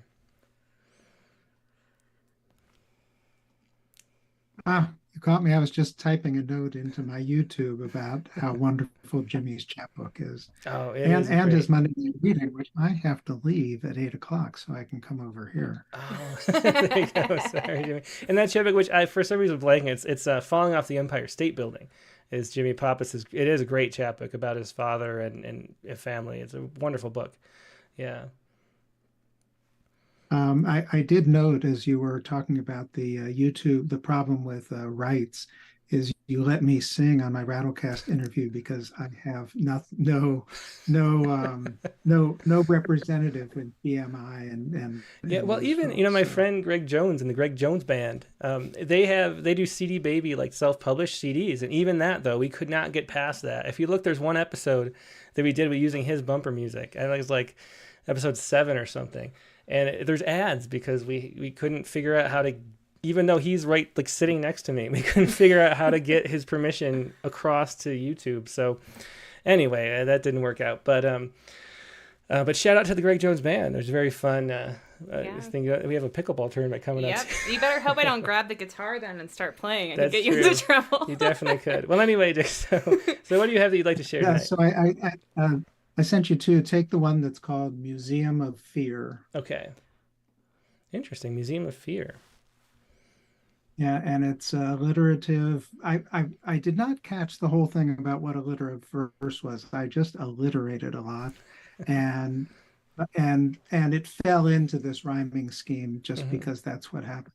Yeah, well, I think that's totally fine. But just for everybody wondering what I learned today, because I actually looked it up, is it's 3 uses of alliteration, the same front sounds of some consonants within each line. So it's supposed to be 3, and you can sort of mix it up in a certain way, and traditionally 4 beats per line. So it's a beat based alliterative thing, I guess. It's interesting. There's some, like Auden wrote a couple poems like that I was looking at, a few other people. So it's interesting. But anyway, this is Museum of Fear. The other one that I thought of is Mathia Harvey has this wonderful alliterative, The Future of Terror, Terror of the Future, which I was already thinking of because of that whole political poetry speech. And I think those are the best political poems after 9/11, and about the whole like war on terror and our reaction and the paranoia. And she uses intense alliteration in those poems. I wish she would send me some to publish in Rattle so we could have her on as a guest on the Rattlecast, but that's beside the point. But if anybody hears this, you can tell Mathia to send me some poems. But anyway, let's hear this Museum of Fear, Dick. I'm looking forward to it. Museum of Fear. And I also struggled against the sing-songiness, and I think I failed because this is all end stopped, but we'll see how it works out. Museum of Fear. Enter here, says the sign. Take a ticket, please. They were expecting me. They know all my fears. Like Virgil in the Inferno, my guide shows me infection, inflammation, illness, disease. On the floor below, the bellows of hell, Beelzebub laughs at those dying to breathe. Ahead is war in its wanton blood, the wounds and the weeping its weapons yield. This hallway contains death and its ash, a darkness that's drawn by undoing and dust. In the room to the left, there is love and its losing, the breakup, the longing, the sorrow, the grief. On the floor above, in ink, oil, and stone, paintings and statues that all look like me. I see each as a mirror that clearly shows it's only me in the room. It's me there, alone. Oh, that's a great poem, Museum of Fear. And I think the alliteration works really well. When Marianne was reading that, I noticed it's a different kind of music, but the music is so strong. And I think it works in that poem too, Dick. And because you're using all those sonics, it just leads you in directions. I didn't know I was afraid of being alone until I wrote this poem. Yeah, really fascinating. Really good work. Thanks for sharing that as always, Dick. It's always a pleasure. Definitely haunting. I've been reading a lot of Poe, but I feel some Poe in that poem. Yeah, there's a little bit of that too. There for sure is. Yeah. Thanks, Dick. It was Dick Westheimer with Museum of Fear. Next, let's go to Mary Lisa DiDominicius. Oh, hi. Hey, Mary Lisa, how you doing tonight? I'm well. How are you doing tonight? We're great. Yeah, great night of poetry as always. I want to thank you two for giving such wonderful prompts. I've been writing more than ever lately, and it's due to your prompts. Um, so yeah, you're very inspiring and encouraging. So I just want to thank you for the space. Oh, that's so great to hear. That's wonderful to hear. That's the exact goal. So yeah, so, right. Well, it's working. It's working. So all right, I have 2 pages. I don't. Let's see what we have time for. Okay. I can't open them because they're Pages files. I'm not on a Oh Mac. no. Yeah. Oh, Sorry. I did convert them. I must have sent the wrong files. Come back to me if that's okay. Yeah, that'd be good. We'll swing back after we get the I next sent the email. wrong files. I did. Okay. Thanks. Yeah, sorry. I should mention. There's so many things I should mention every every episode, and one of them is that I can't do the pages. Everything else opens, but that doesn't. It's whatever can open in Gmail because I just have that Gmail account up, but pages don't for whatever reason in their previewer. Let's go next to Marty Smith. I'm not sure have we had Marty on before. Hey, Marty. Oh, you're still muted. Okay. There you go. Yeah. Have you been on before? Hi. No, this is the first time. I've watched this episode a couple of weeks now. Oh, excellent. So I thought so. Where are you calling from? Toronto, Ontario. Ah, more Canadian. That's great. What do you have that you'd like to share? Well, I just have a short piece here. It's old from 1981. That the matter about nuclear weapons and nuclear war came back into the conversation this past year. Mm-hmm. So I pulled out some old poems, and it's a real short verse with the last couple of lines are a little bit alliterative. Mm-hmm. Okay, well, let's hear it. Yeah, go ahead. Vested interest. Vested interest with watch fob in the pocket made for it, weaver of silky delusion, timekeeper with uranium clock in the closet led for it, jeweler of deadly collusion.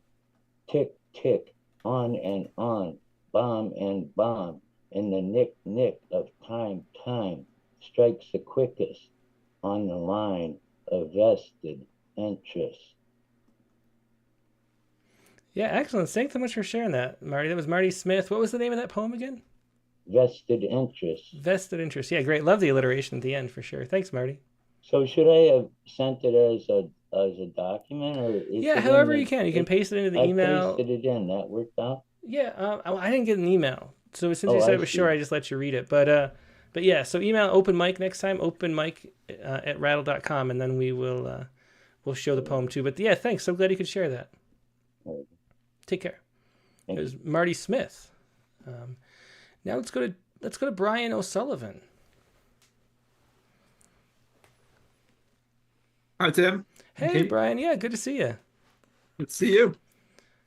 So what do we have tonight? Yeah, I have a prom poem. If you have it, it's it is King Lear's Museum of Nothing. It's a it's a 4-beat alliterative poem that accidentally is also a sonnet. It's weird. Excellent. Well, I love the title. First of all, that's great. Well, thank you. All right. King Lear's Museum of Nothing. Nothing will come of nothing.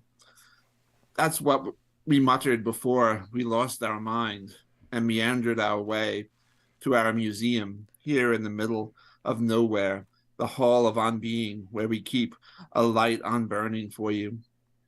You young, you old, you meek, you bold, all arrive when your bells toll. Here that is nowhere, here that is everywhere, in a moldering photo album of faces half forgotten, in the frozen cliffs between breaths, and in fires that blaze, leaving nothing, save the notion of resurgence and this mad prayer that from nothing may come, maybe, everything. Oh, that was excellent. King Lear's Museum of Nothing. I really like, and it makes me wonder, and Katie stepped out to get the bread. She's baking bread right now. But I wonder why alliterative verse isn't used more often. It's so beautiful. And I think both your example and Dick's, I wonder why, maybe we need an alliterative, why is rhyme better, used more than alliteration? I don't even know. You That's just wonderful. had to embrace the sing song and decide it's incantation instead of being sing song, and it's okay. Yeah, yeah. Well, excellent. Well, thanks so much for sharing that, Brian. That was great. Thank you. Yep. Thought. Yeah. Sullivan with King Lear's Museum of Nothing. Come on back. So here's Katie coming back. Was the bread done, Katie? I am really glad I stepped out and did it because it needed to come out. It's perfect. Excellent. So. Okay. Yeah, we have beef stew made yesterday. Which leftovers. you made. You should give yourself some credit because it's fine. amazing. Well, thank you. Yeah, we made some beef stew yesterday. Katie made some bread to go with it. Okay. Next up, let's go to Laura Berg. Hello. Hi, Laura. Great seeing you again. Yeah. Well, last week I missed because I was actually on a getaway to New York City to visit museums. Oh, how fun. That's perfect. On my return, and today but I misunderstood a little bit the prompt, but nevertheless, it is about a museum and it is fresh off the, I'm just writing it now. Oh, excellent. So it's timely. Okay. But it's a real museum. It's a real museum. Well, that's fine. What museum? What museum is it? One with a physical existence. Mm-hmm. So I was in the Guggenheim. Ah, excellent. Yeah, we were there. Did we go there? No, we didn't. No, we went to MoMA. now we're jealous. Yeah. I think it's not very accurate. But here we go. I was trying to do lines that are more a little more independent of each other or moving out in different ways instead of it being so logical like it is sometimes. Mm-hmm. Okay, so excursion, the goog.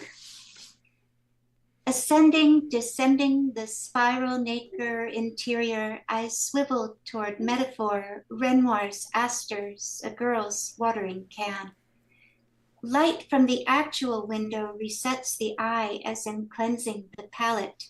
Spires, towers, tatters, a rimmed, disc-shaped park. Gaze out, gaze in. A simile, Matisse's, like these saffron circle dancing spirits that lift, gaze in, gaze out, rest on a bench under gold cut paper and as stars.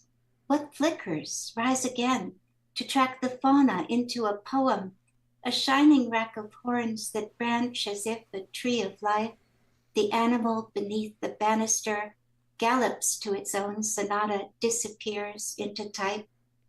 I can't bring myself to aim, let alone to release my arrows, not into this heart. I run with it. I leap. Yeah, beautiful. Thanks so much for sharing that. That was Excursion, the Goog, and now I'm twice as jealous, Laura. Excellent descriptions. We definitely have to get to the Guggenheim. Yeah, we do.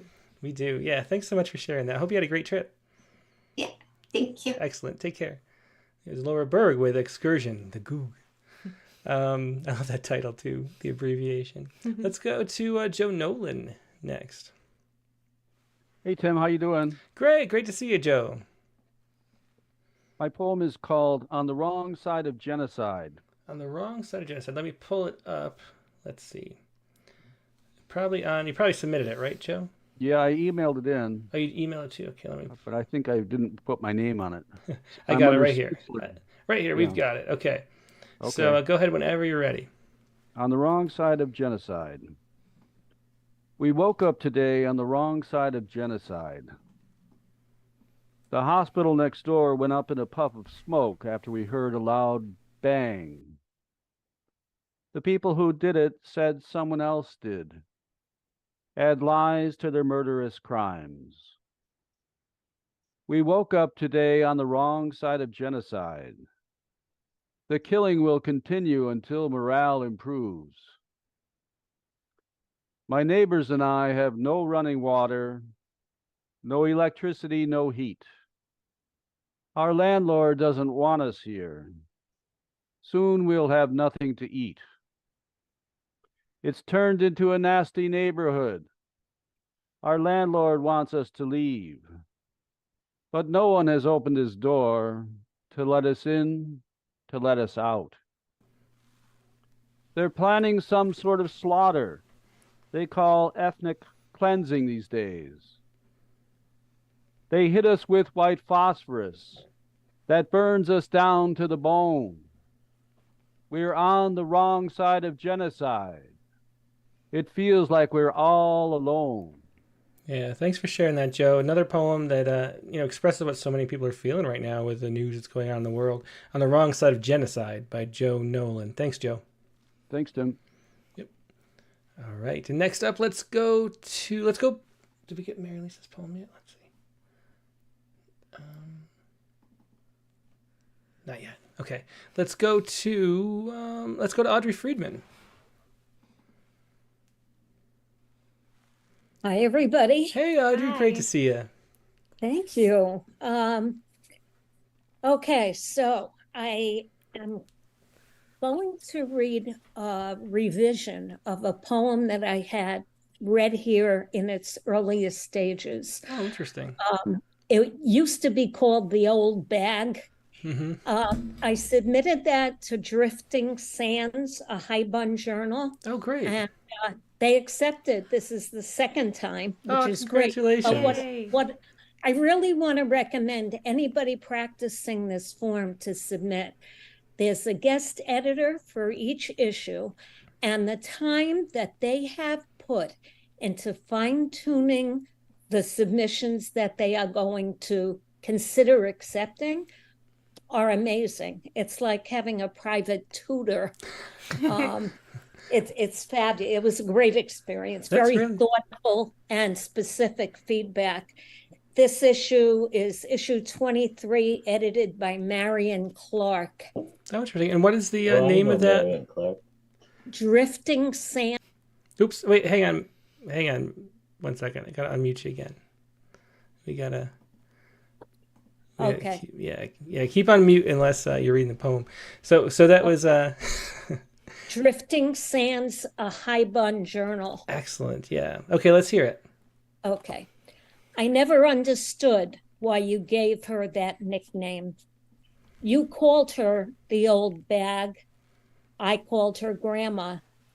Sure, her leathery skin looked weathered after so many summers at Rockaway Beach. But I still don't understand why you gave her that nickname. You warned me not to call her that to her face, and I listened, as I always did. Years later, you told me that she had died. She was in her 90s by then. You told me to stay home with my kids. No need to go to the funeral. Again, I listened and cozied up with my husband and 2 toddlers, somewhat relieved to have avoided the trip from Rhode Island to Brooklyn. But still, I was conflicted. This was my gentle father's mother. My being there would have been more for him than for the grandmother I barely knew. But Daddy, like me, was ordered not to grieve. Brown bag, sucked up by a cyclone, assault, retreat, replay. Oh, yeah, beautiful poem. Yeah, thanks for sharing that. Yeah, that's a wonderful Hyven, Audrey. Thanks for sharing it. What were the changes that you made primarily to it? Because it's so wonderful. I think there was some pruning, and a big part of it was the title. Yeah, definitely. Yeah, having that leap. And I agree with every suggestion that she gave me, but one, and I stuck to that. Well, good for you. That's important too. Yeah, that is definitely how we should do it. Thanks for sharing, and for showing how it's done too, clinging to your guns with that one. But then the title is such a great improvement because you want that leap too between the title and the prose and the haiku. There's all those different sort of cuts within the Hyben. So thanks, excellent example of that. Thanks, Audrey. Wonderful poem. Thank you. Yeah, it was Audrey Friedman with I Never Understood Why You Gave Her That Nickname. All right, next up, let's go to Joe Cottonwood. Okay. Hey, Joe. I did the Museum of Transport. It's a call and response in the form of question and answer. I'm glad someone did that because it was an interesting form. You don't see that often, and I liked the use of it in the book. So it's going to be cool to see what you did with it, Joe. Well, I've never read one aloud before. I'm not sure how to do two voices, so I'm making this up. Well, just take a little hit of helium before each.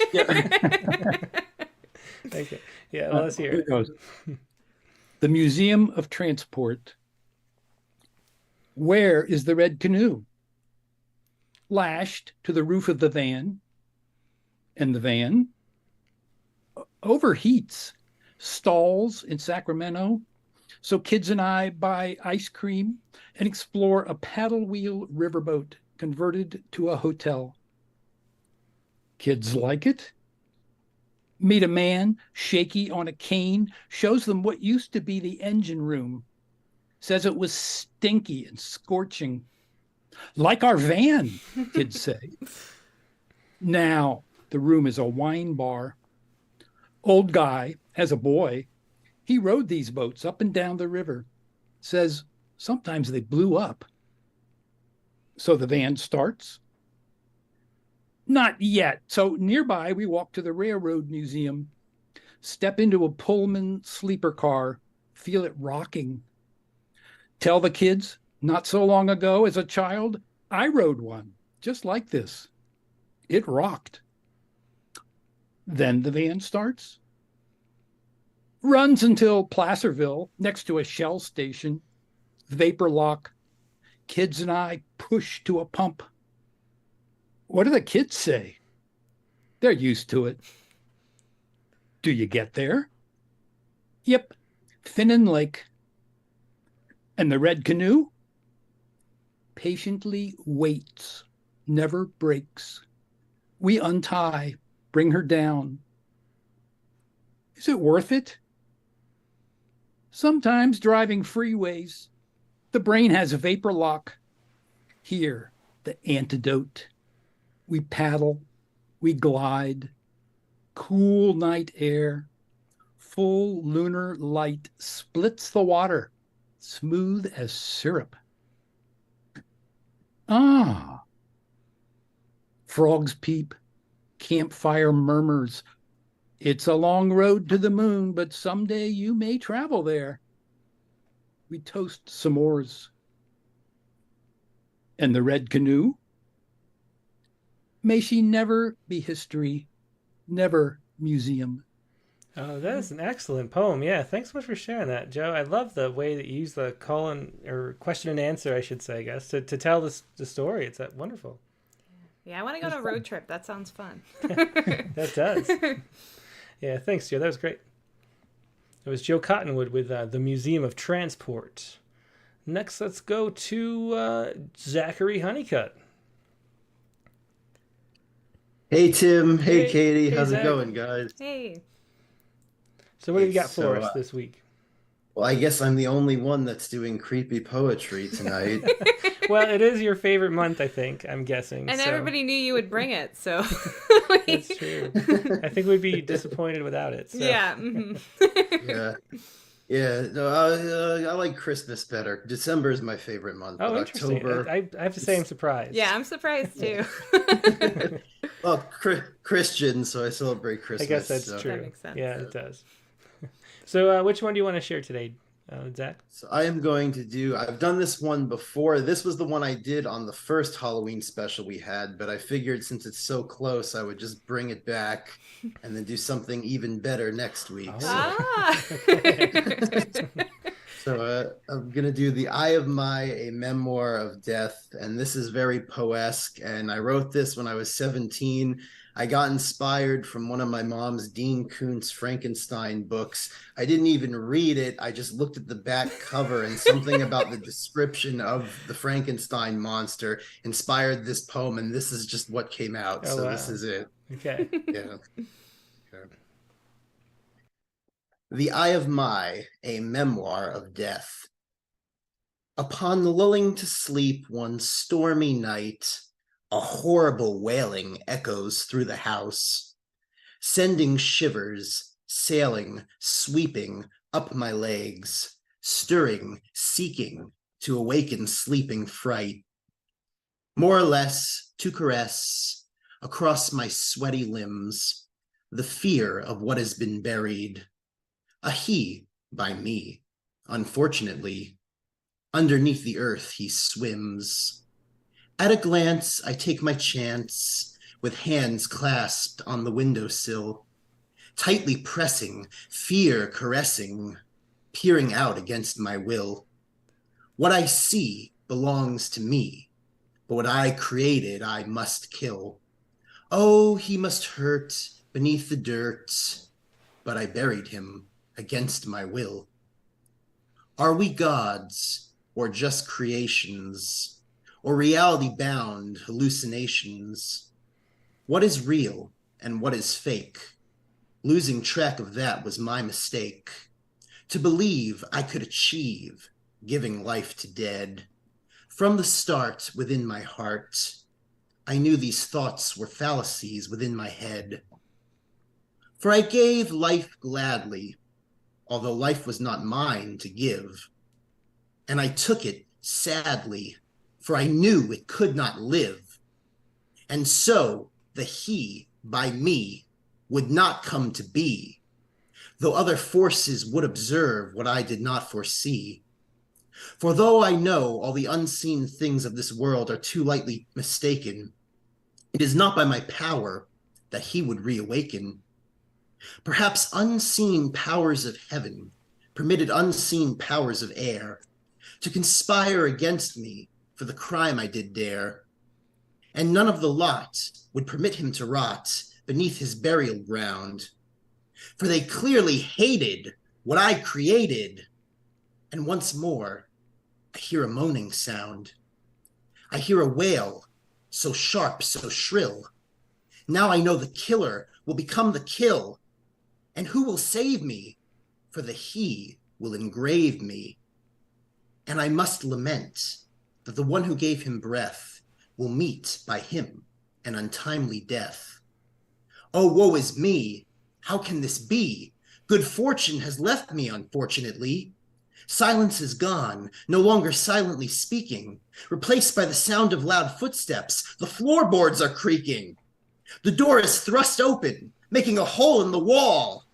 I myself am in terror at the sight of it all. My image, my likeness is finally here to take my life, the life that I hold so dear. Upon lulling to sleep one stormy night, a horrible wailing reverberates beneath the dirt. 'Tis not the wailing of the monster, of the abomination now nestled snugly in my bed. Rather, it is the wailing of my departed soul, beyond the grave, resoundingly dead. That is excellent. Excellent use of the Poish mime scheme. We went to see a play. Thank you, everybody. Over the weekend, and I feel transported back to that creepy little theater. Play, yeah. That was a great, very dramatic reading, I have to say. That was too. That's a great segue too, Katie. Thanks, Zach, for sharing that, and looking forward to what's next week. Oh, I have something really, really diabolical cooking for next week. Well, we'll be trembling in fear. Yes. Tremble all week. I'll see you guys next week. Exactly. Zachary Honeycutt with The Eye of My, a memoir of death. But I was saying that is a great segue because on the Poetry Space, which Katie and I do on Thursdays on Twitter, also you can find it later on Spotify and whatnot, we are doing an episode on Poe.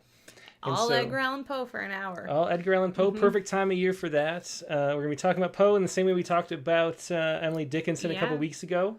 Exploring, I'm learning a lot because I'm not a huge Edgar Allan Poe fan, although there's some aspects of him that I love. And I'm still trying to get you to read the entirety of The Raven during the space, but yeah, that's not happening. Don't worry. We'll do a short segment. But we'll do a short part of The Raven. Yeah, but if you'd like to, just find us on Twitter. It's Timothy Green or Katie_Dozier. And you can find that Poetry Space if you want to join us there. Now let's go to Bishwajit Mishra next.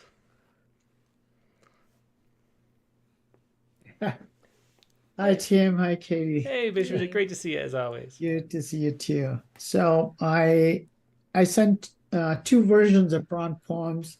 One is done in what's called a chopati. It's from my state. It's one of the traditional of forms, which is like a quatrain, but it's again like a ghazal too. It's got a refrain, and where the poet generally has his or her name in the last line. But Ghazal is the form I have read for the first time. So if I'm allowed to read one, so maybe let's read the Ghazal. Okay. Great. Yeah, let's hear it. I'll get some just give me a second here. I think it got stuck or something. No problem. I'm seeing how, let's see. I'm pulling these up. You know, they're both short. I think you could read them both. The Ghazal is pretty short, and then the other one's not too long either. So why don't you just do both? We'll see the comparison. Sure. It's interesting Okay. to see Thank you. this other form as well. And both poems call the Museum of Dreams, which is perfect for the comparison. Yeah. You know, that's something that's very interesting, the prompt. I mean, every time it's become a cliche now. Every time I come and say, I almost did not write it. We live and on the I end up edge. with two versions. But it is honest. I mean, I'm honest. I'm not lying. It's when you get the prompt thing, I'm not going. And you wrote two. No, I get intimidated by forms. If I have to read a lot of rules and all, I'm an accountant by training. That's all I did all my life. That's one thing I don't want to do again. That's the thing I hate. Any form you tell me if I have to read, I say, no, I'm not going to do it. Well, that's very understandable. But let's hear them. I want to hear these two different forms. Yeah. Okay.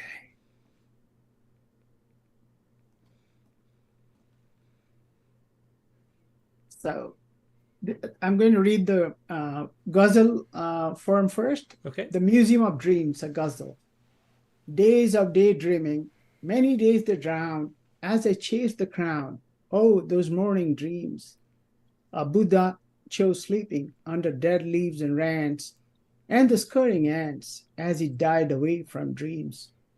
Until a lost soul ends up finding, and Emily gets elevation, and Harry gets his home run, dragging it all back to dreams. Dreams dreary, or dreaming of dungeons, or glorious castles, a brave knight saving damsels. Ah, those lovely nightly dreams.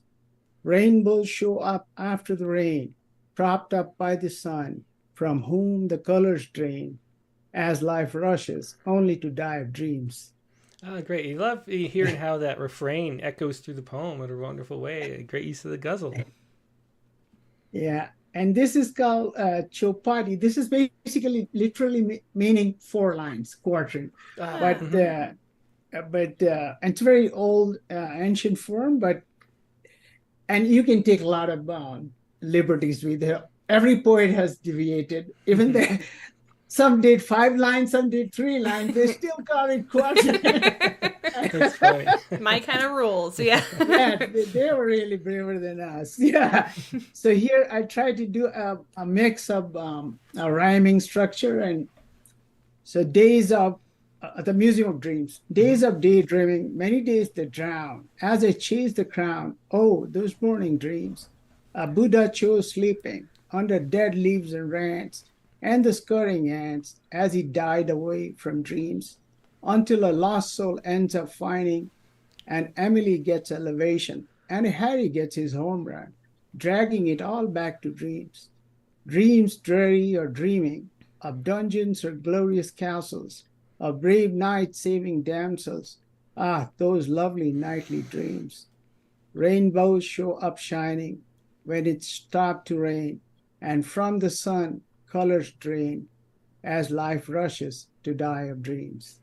Oh, that was interesting too, the comparison. I love learning about the Chopati form. That's really neat. Thanks so much for sharing that, Bishwajit. Thank you. Have a good night. Yep, you too. So that was 2 versions of the Museum of Dreams by Bishwajit Mishra. 2 different dreams, you could say. You could say that. Recurring dreams. Recurring, yeah. Thank you. All right, now let's go to Carla Schwartz next. Me? Hey, Carla. Yeah, how you doing tonight? Oh, I'm doing well, thank you. What an amazing night. Amazing interview earlier and so forth. And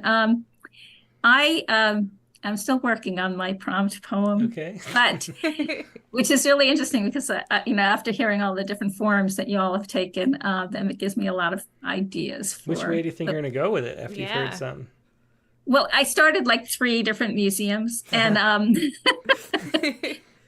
but one of them that I was dealing with is a person who says some pretty off and wild things. And now I realize that the call and response might be a very cool way nice. to do that. Yeah. So yeah, Well, sounds very good. excited. Looking forward to that.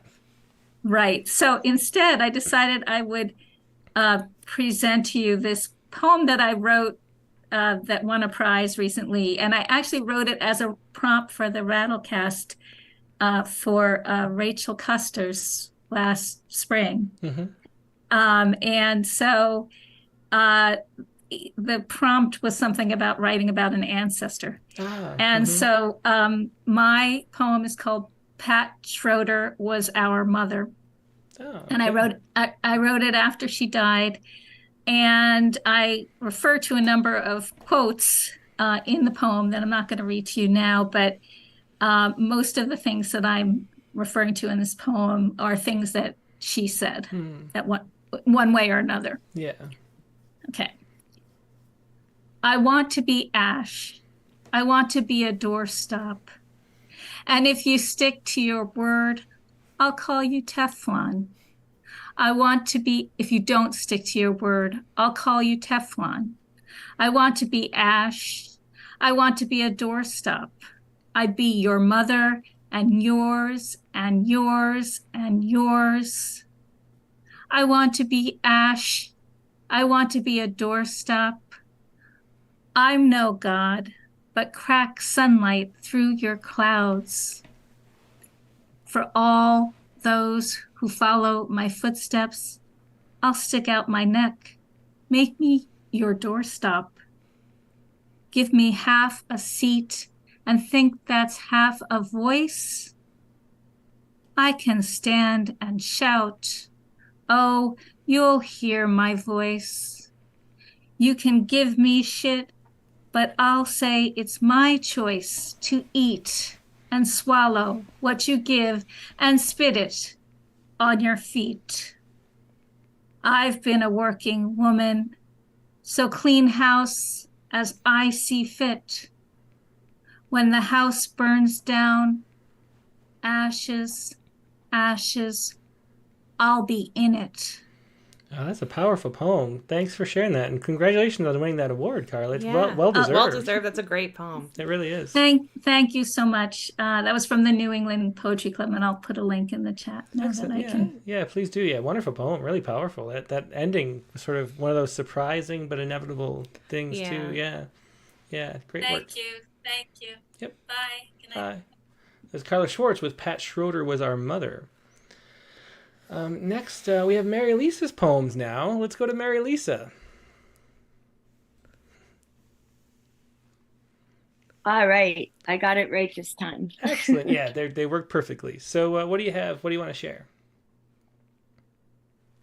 Okay, so I have two also. It was such a fun prompt. I might go on with it. I might get a chapbook out of this. Oh, amazing. Called but the wow. Museum District. Yeah, then we're going to build a city. Right? It helps you think about poems in a whole different way. I don't know. It was really cool. All right, I'll read the Museum of Breakup Advice first. Excellent. Do you have that one? We do. Okay. I think we're going to stick to one or the other because they're not as short. Yeah. Sure. Cool. Okay. Let's do that one then. Okay, sounds good. Okay. All right, the Museum of Breakup Advice. My ex says he thinks you and I will go another round. My other ex says pray and asks, am I sure I want to move so far from home to be with a man, which feels like a joke because I moved away from the mountains to the sea to be with him. Derek says I'd like us to get a room. We have no privacy. Denise advises be a slut for a while. My longest friend doesn't know what. She's as stunned as I am that we're this close to an end.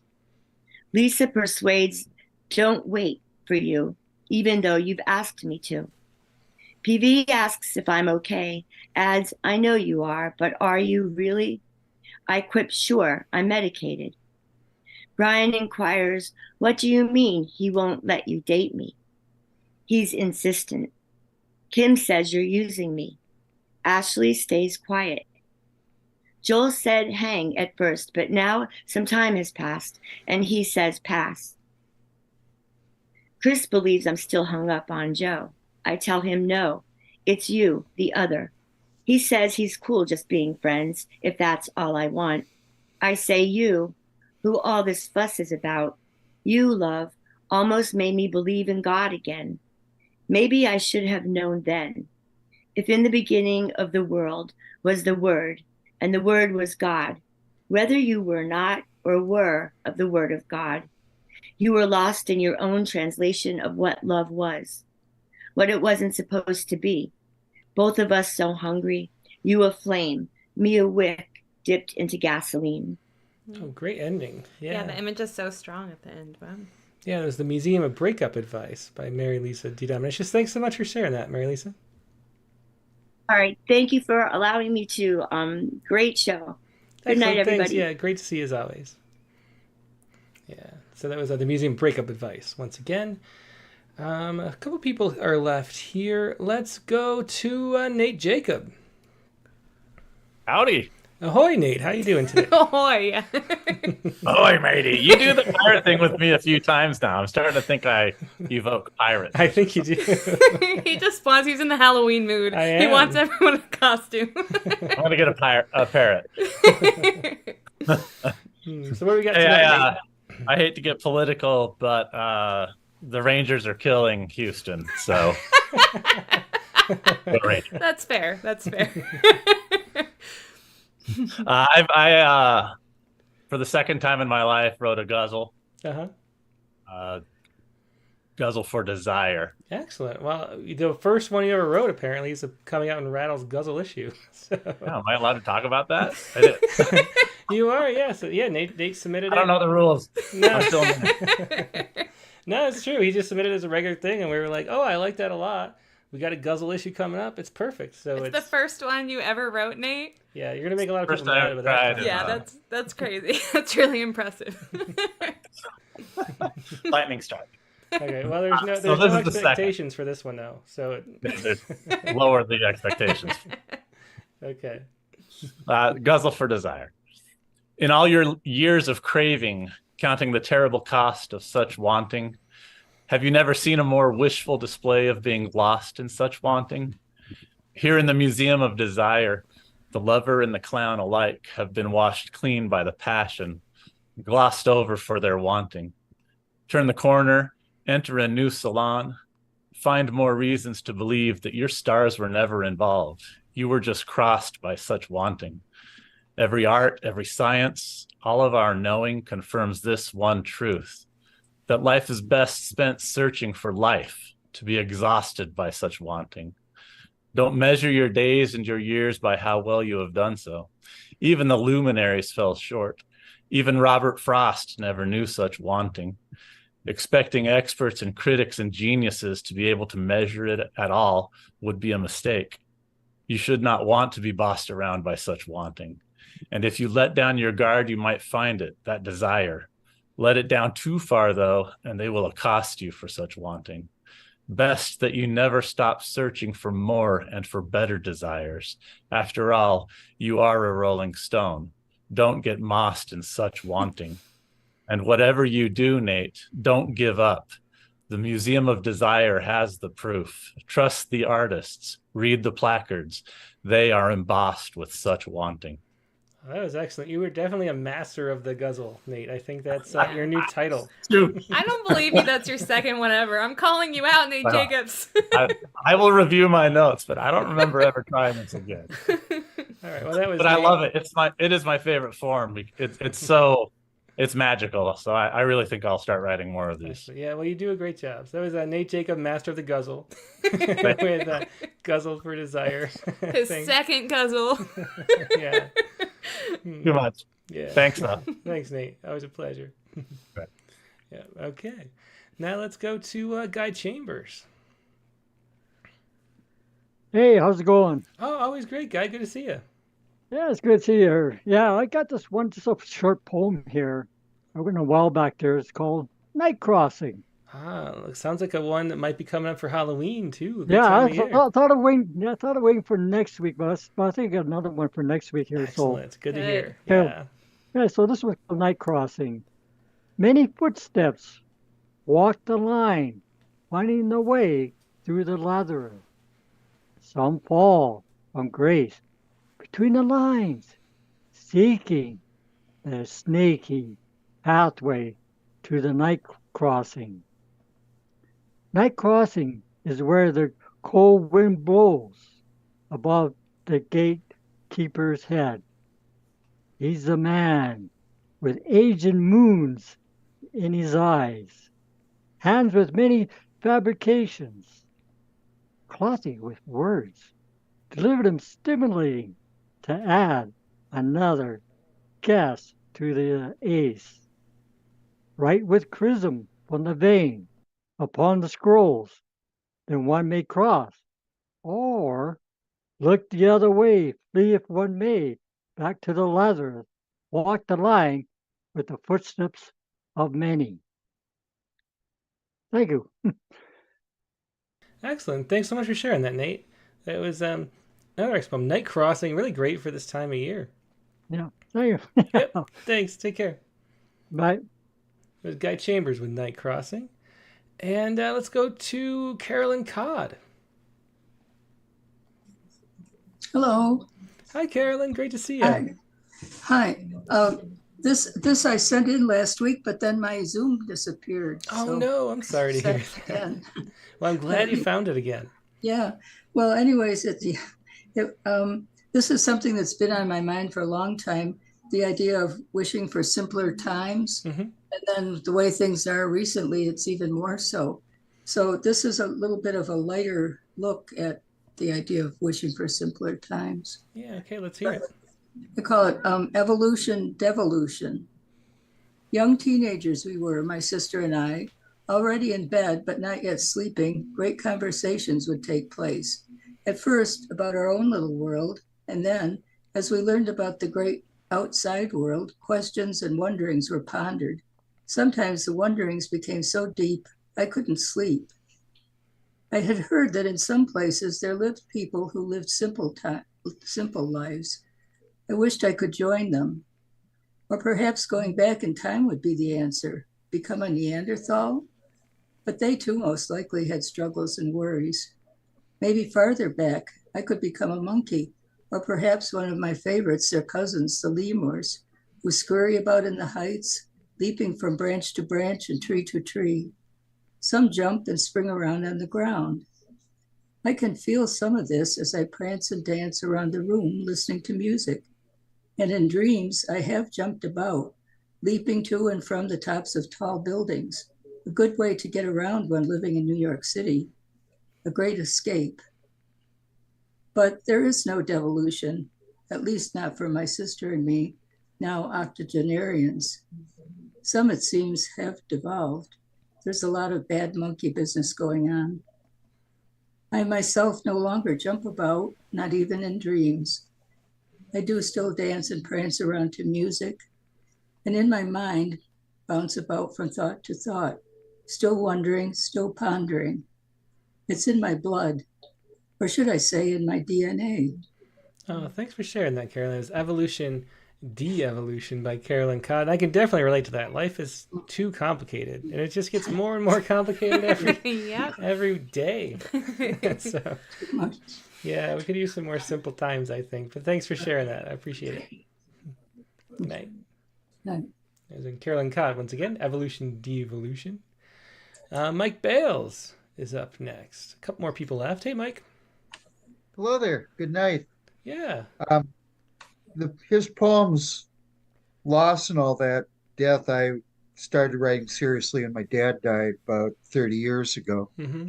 But that Central Park thing, I've got to read that. I think that give me a lot of perspective. So there's once a reading in the Quad Cities called The Gift of Death, which is pretty ironic. I wrote a poem about that I just wrote earlier that day. I read a poem about one of the big floods we had in Davenport. It ends up with the cemetery in the west of the downtown, mm-hmm. which went over well. I didn't know. I just wrote it, then stumbled upon this reading thing. Uh-huh. Sent you all a bunch of Yeah, I see. You wrote 4. Museum. Way to go! Some of it's revisions. I think I'll do a few museum things, maybe in an upcoming book. Maybe when I do a launch party for the book of mine that came out about a month ago, just I'd read more than stuff out of the book. Yeah, that's a good idea. I'm going to do the thing that I sent today with a revised, but with a different title, The Museum of Greater Things. All right, we've got it. Oh, wait, no, The we museum... don't. Oh, it's unsubmittable. It is unsubmittable, but the file didn't attach, I guess. I'm sorry. Maybe it's left at the museum, perhaps. Yeah. Some of the other ones are kind of like it, but I can read this. Okay, yeah, sure. Whatever you want to do. This is a revision. This is a revision of other ones. Okay. So this is the revision I did today. The Museum of Greater Things. The Atlantic is dark and still as a friend and I stroll the boardwalk, and he snaps photos of boats and yachts with the icon he just bought. A friend and I stroll the shore as waves rise, fall, and recede. He says from a distant storm somewhere in the ocean. As waves rise, fall, and recede, crests ghost themselves in light cast by hotels on shore, as the friend and I barely speak. Crests ghosting themselves stir thoughts of the ocean's life, as the friend and I barely speak, witnessing wonders unbound. Stirring thoughts of the ocean life, I forget his complaints when I got up early to run, witnessing wonders abound, when the ocean pulsed and breathed with the waking sun. I forget his complaints when I got up early to run, witnessing wonders abound. As a friend and I stroll the boardwalk, the Atlantic is dark and still. Excellent. Yeah, interesting. We saw most of the poem, but it's a slightly different ending. Yeah, thanks so much for sharing that, Mike. Yeah. One of the previous poems is in a Villanelle thing, and I think I wrote a Villanelle thing that didn't work, but I kept thinking Villanelle and kept doing Pantoum. So well, excellent. Well, that works too. Yeah. I mix things up. Sorry. Well, it's always a lot of fun. Thanks. Yeah, thanks so much for sharing that, Mike. Thanks. Yeah, Mike Bales with the Museum of Greater Things. I like the title a lot too. Yeah. Let's go to John O'Halloran. Next, I think John's the last one on the Zoom we haven't got to yet. Hey, John. Hiya, Tim. Yeah, thanks for joining us and for your patience too toward a long show tonight. Oh, you're welcome. It's all right. I'm actually lying in bed. Well, that's a good place to be. Yeah. Yeah. I was looking at the poem right there, and she disappeared. Uh-oh. I'm not even sure if she's got a gender, but here it is. Okay. Okay. I think I sent this to you. Yeah, I do have it. I'm putting it on the screen. I have it on the screen right now, so go ahead whenever you're ready. All right. So it's kind of lyrical poetry. Out of our heads, a fool will walk away. A fool will stay. The night's light bends and rolls away. Nighttime forms as the twilight burns. The ground beneath our feet, it turns and turns. My old car is missing rims and teeth, but I'm still making it on the street. My eyes bear witness to this path I've walked since birth. I'll sweat my salt eventually back into the earth. Yeah, that was great. Love the sounds in that. John, thanks for sharing that. Hey, you're welcome. Yeah. Have a good night. Yeah, excellent. Used a rhyme, internal rhyme there. That was Out of Our Hands by John O'Halloran. And that is going to be it for the Zoom. Thanks everybody for shared poems tonight. I do want to share, I like to share Ted's because he can't join the Zoom, but he's here. I saw him earlier. Let's and as always, Ted shares an interesting photo, which I have no idea what the point is. So let's see what this is. These are two shoes, or two moccasins, or I guess you could say, from a museum display. So we have a museum of some kind, I think, inspired by this. I can't quite see. It says pair of sandals. After a dog chews them. No, it doesn't actually say that. And there's a date I'm trying to see. I can't quite see it. It looks like 3000 BC. Is that what that really says? I can't quite see. I think that might be. That's right, yeah. Yeah, that's fascinating. Okay, let's hear that. We'll do the poem. Let's hear it. The Museum of Flip-Flops. Oh, I love that title. I've had this museum before. I grew up in Florida. The Museum of Flip-Flops. They don't come in pairs. The ones with melted soles. Stuck. There's always a story. The roughhouse and trying to peel off. Surviving ones are still centered on the mantle. Intrigue after intrigue they manage to attract. And they can't plaque duel to a precise time. It's always now or circa. Uncouth. Sorry, hard not to laugh. It's a good one. Uncouth, scuffled, now is blurred by hostile wind. It blew around like the Gvalet? I don't know. I don't know. They try to weigh down. Human cannot anchor such lines. Designed for light use is no longer there. Sparse set in, lifting them, causes nameless. The pressing on dusty walks couldn't muster dialectics. Long blown for making pairs. Too used to solidify freedom of footwear. To avoid grit on the tender skin. Sharp slits now explode and tear into the populous rubber. 3 holes on the slipper dissipate like oh, thanks a lot, Ted. I can't read all these words. Bryophytes. Straps fly away, aimless in the sacrosanct desert. The curator could only exhibit distress on the empty midsole. That was really funny. And I also butchered it, but hopefully that was entertaining. Well, they're flip-flops. It was meant to be casual, so. That's true. It is casual. Once we get past the 2.5 hour mark, it's all casual. Yeah. Yes. Thanks for sharing that, Ted. That was wonderful. Really enjoyed the Museum of Flip-Flops. I love going in that direction. Yeah, so let's see. So that's going to wrap up the regular show. Let's talk about what the prompt is going to be next week. Katie, do you remember, or should I just read it because it's a distance? I don't know if okay, I think it is. Now that you've pulled it up, I can pretend like I'm not reading it, but I am. You write a poem about one of your fears. Ooh, a poem about one of your fears. And of course, that is because next week is going to be a Halloween-inspired show. We'll talk about that in a second. But so, try to scare us a little bit with a poem. I think that'll be a lot of fun. A poem about one of your fears. Yeah, I'm very excited to explore one of these. I have a few, so there you go. We'll see which one wants to pop up for the Halloween episode, which I'm really looking forward to. We'll see which one haunts your dreams. Okay. No haunting of dreams, just good dreams. Okay, and now it's time for the Sciku really quickly, and this is the Sciku. Let me pull up the article. This is an interesting article. It is from Stanford Medicine. And here we go with this. Let me try to make it so you can see. Again, okay. Ketamine's effect on depression may hinge on hope. And so there's this interesting issue because they give people ketamine, which is an old drug that's from the 60s. But it's psychedelic and gets your mind all loopy and stuff. And so how do you do a placebo with that? I mean, and so they they showed that to demonstrate how it works, versus a placebo is tough because if you got it or not. You know? Not ambiguous. So what this research did is to cut out the placebo or use a placebo and actually have a controlled experiment. They gave ketamine to patients who were undergoing surgery under full anesthesia.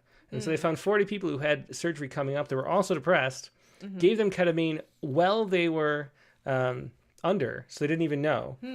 And then asked them how their depression was doing 2 weeks later. And it turns out that everyone who thought they had ketamine had better mental health by a far. It cut their depression in half, thinking that they had taken ketamine. Wow. And yet, no difference between the placebo and ketamine.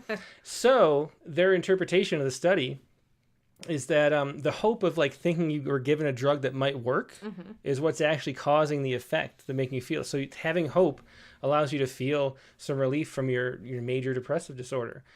And so that was what the study found. And here is my little Sciku about it. Hope. The placebo works. Aww. Hope the placebo works. That is a Sciku. Yeah. Emily Dickinson would like that too, I think. She would. Yeah, that is a Sciku for this week. And that is the show for this week. Thanks, everybody, as always, for sharing your poems and enjoying poetry with us. Now, next week's guest in the Rattlecast is going to be... Wait, not there. We gotta go there. It's going to be right here. Christina Callery. And now Christina Callery has a book called Adult Night at Skate World. We published the title poem of that way back in issue 35-ish or so.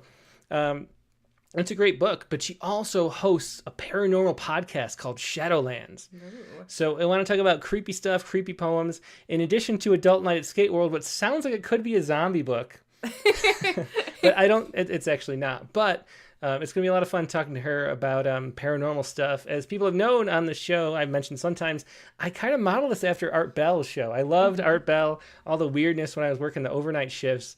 And I love strangeness and tales of the absurd and bizarre.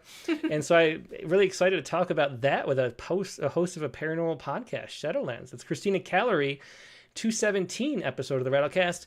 It's going to be the eve of Halloween, the night before Halloween, October 30th, next Monday.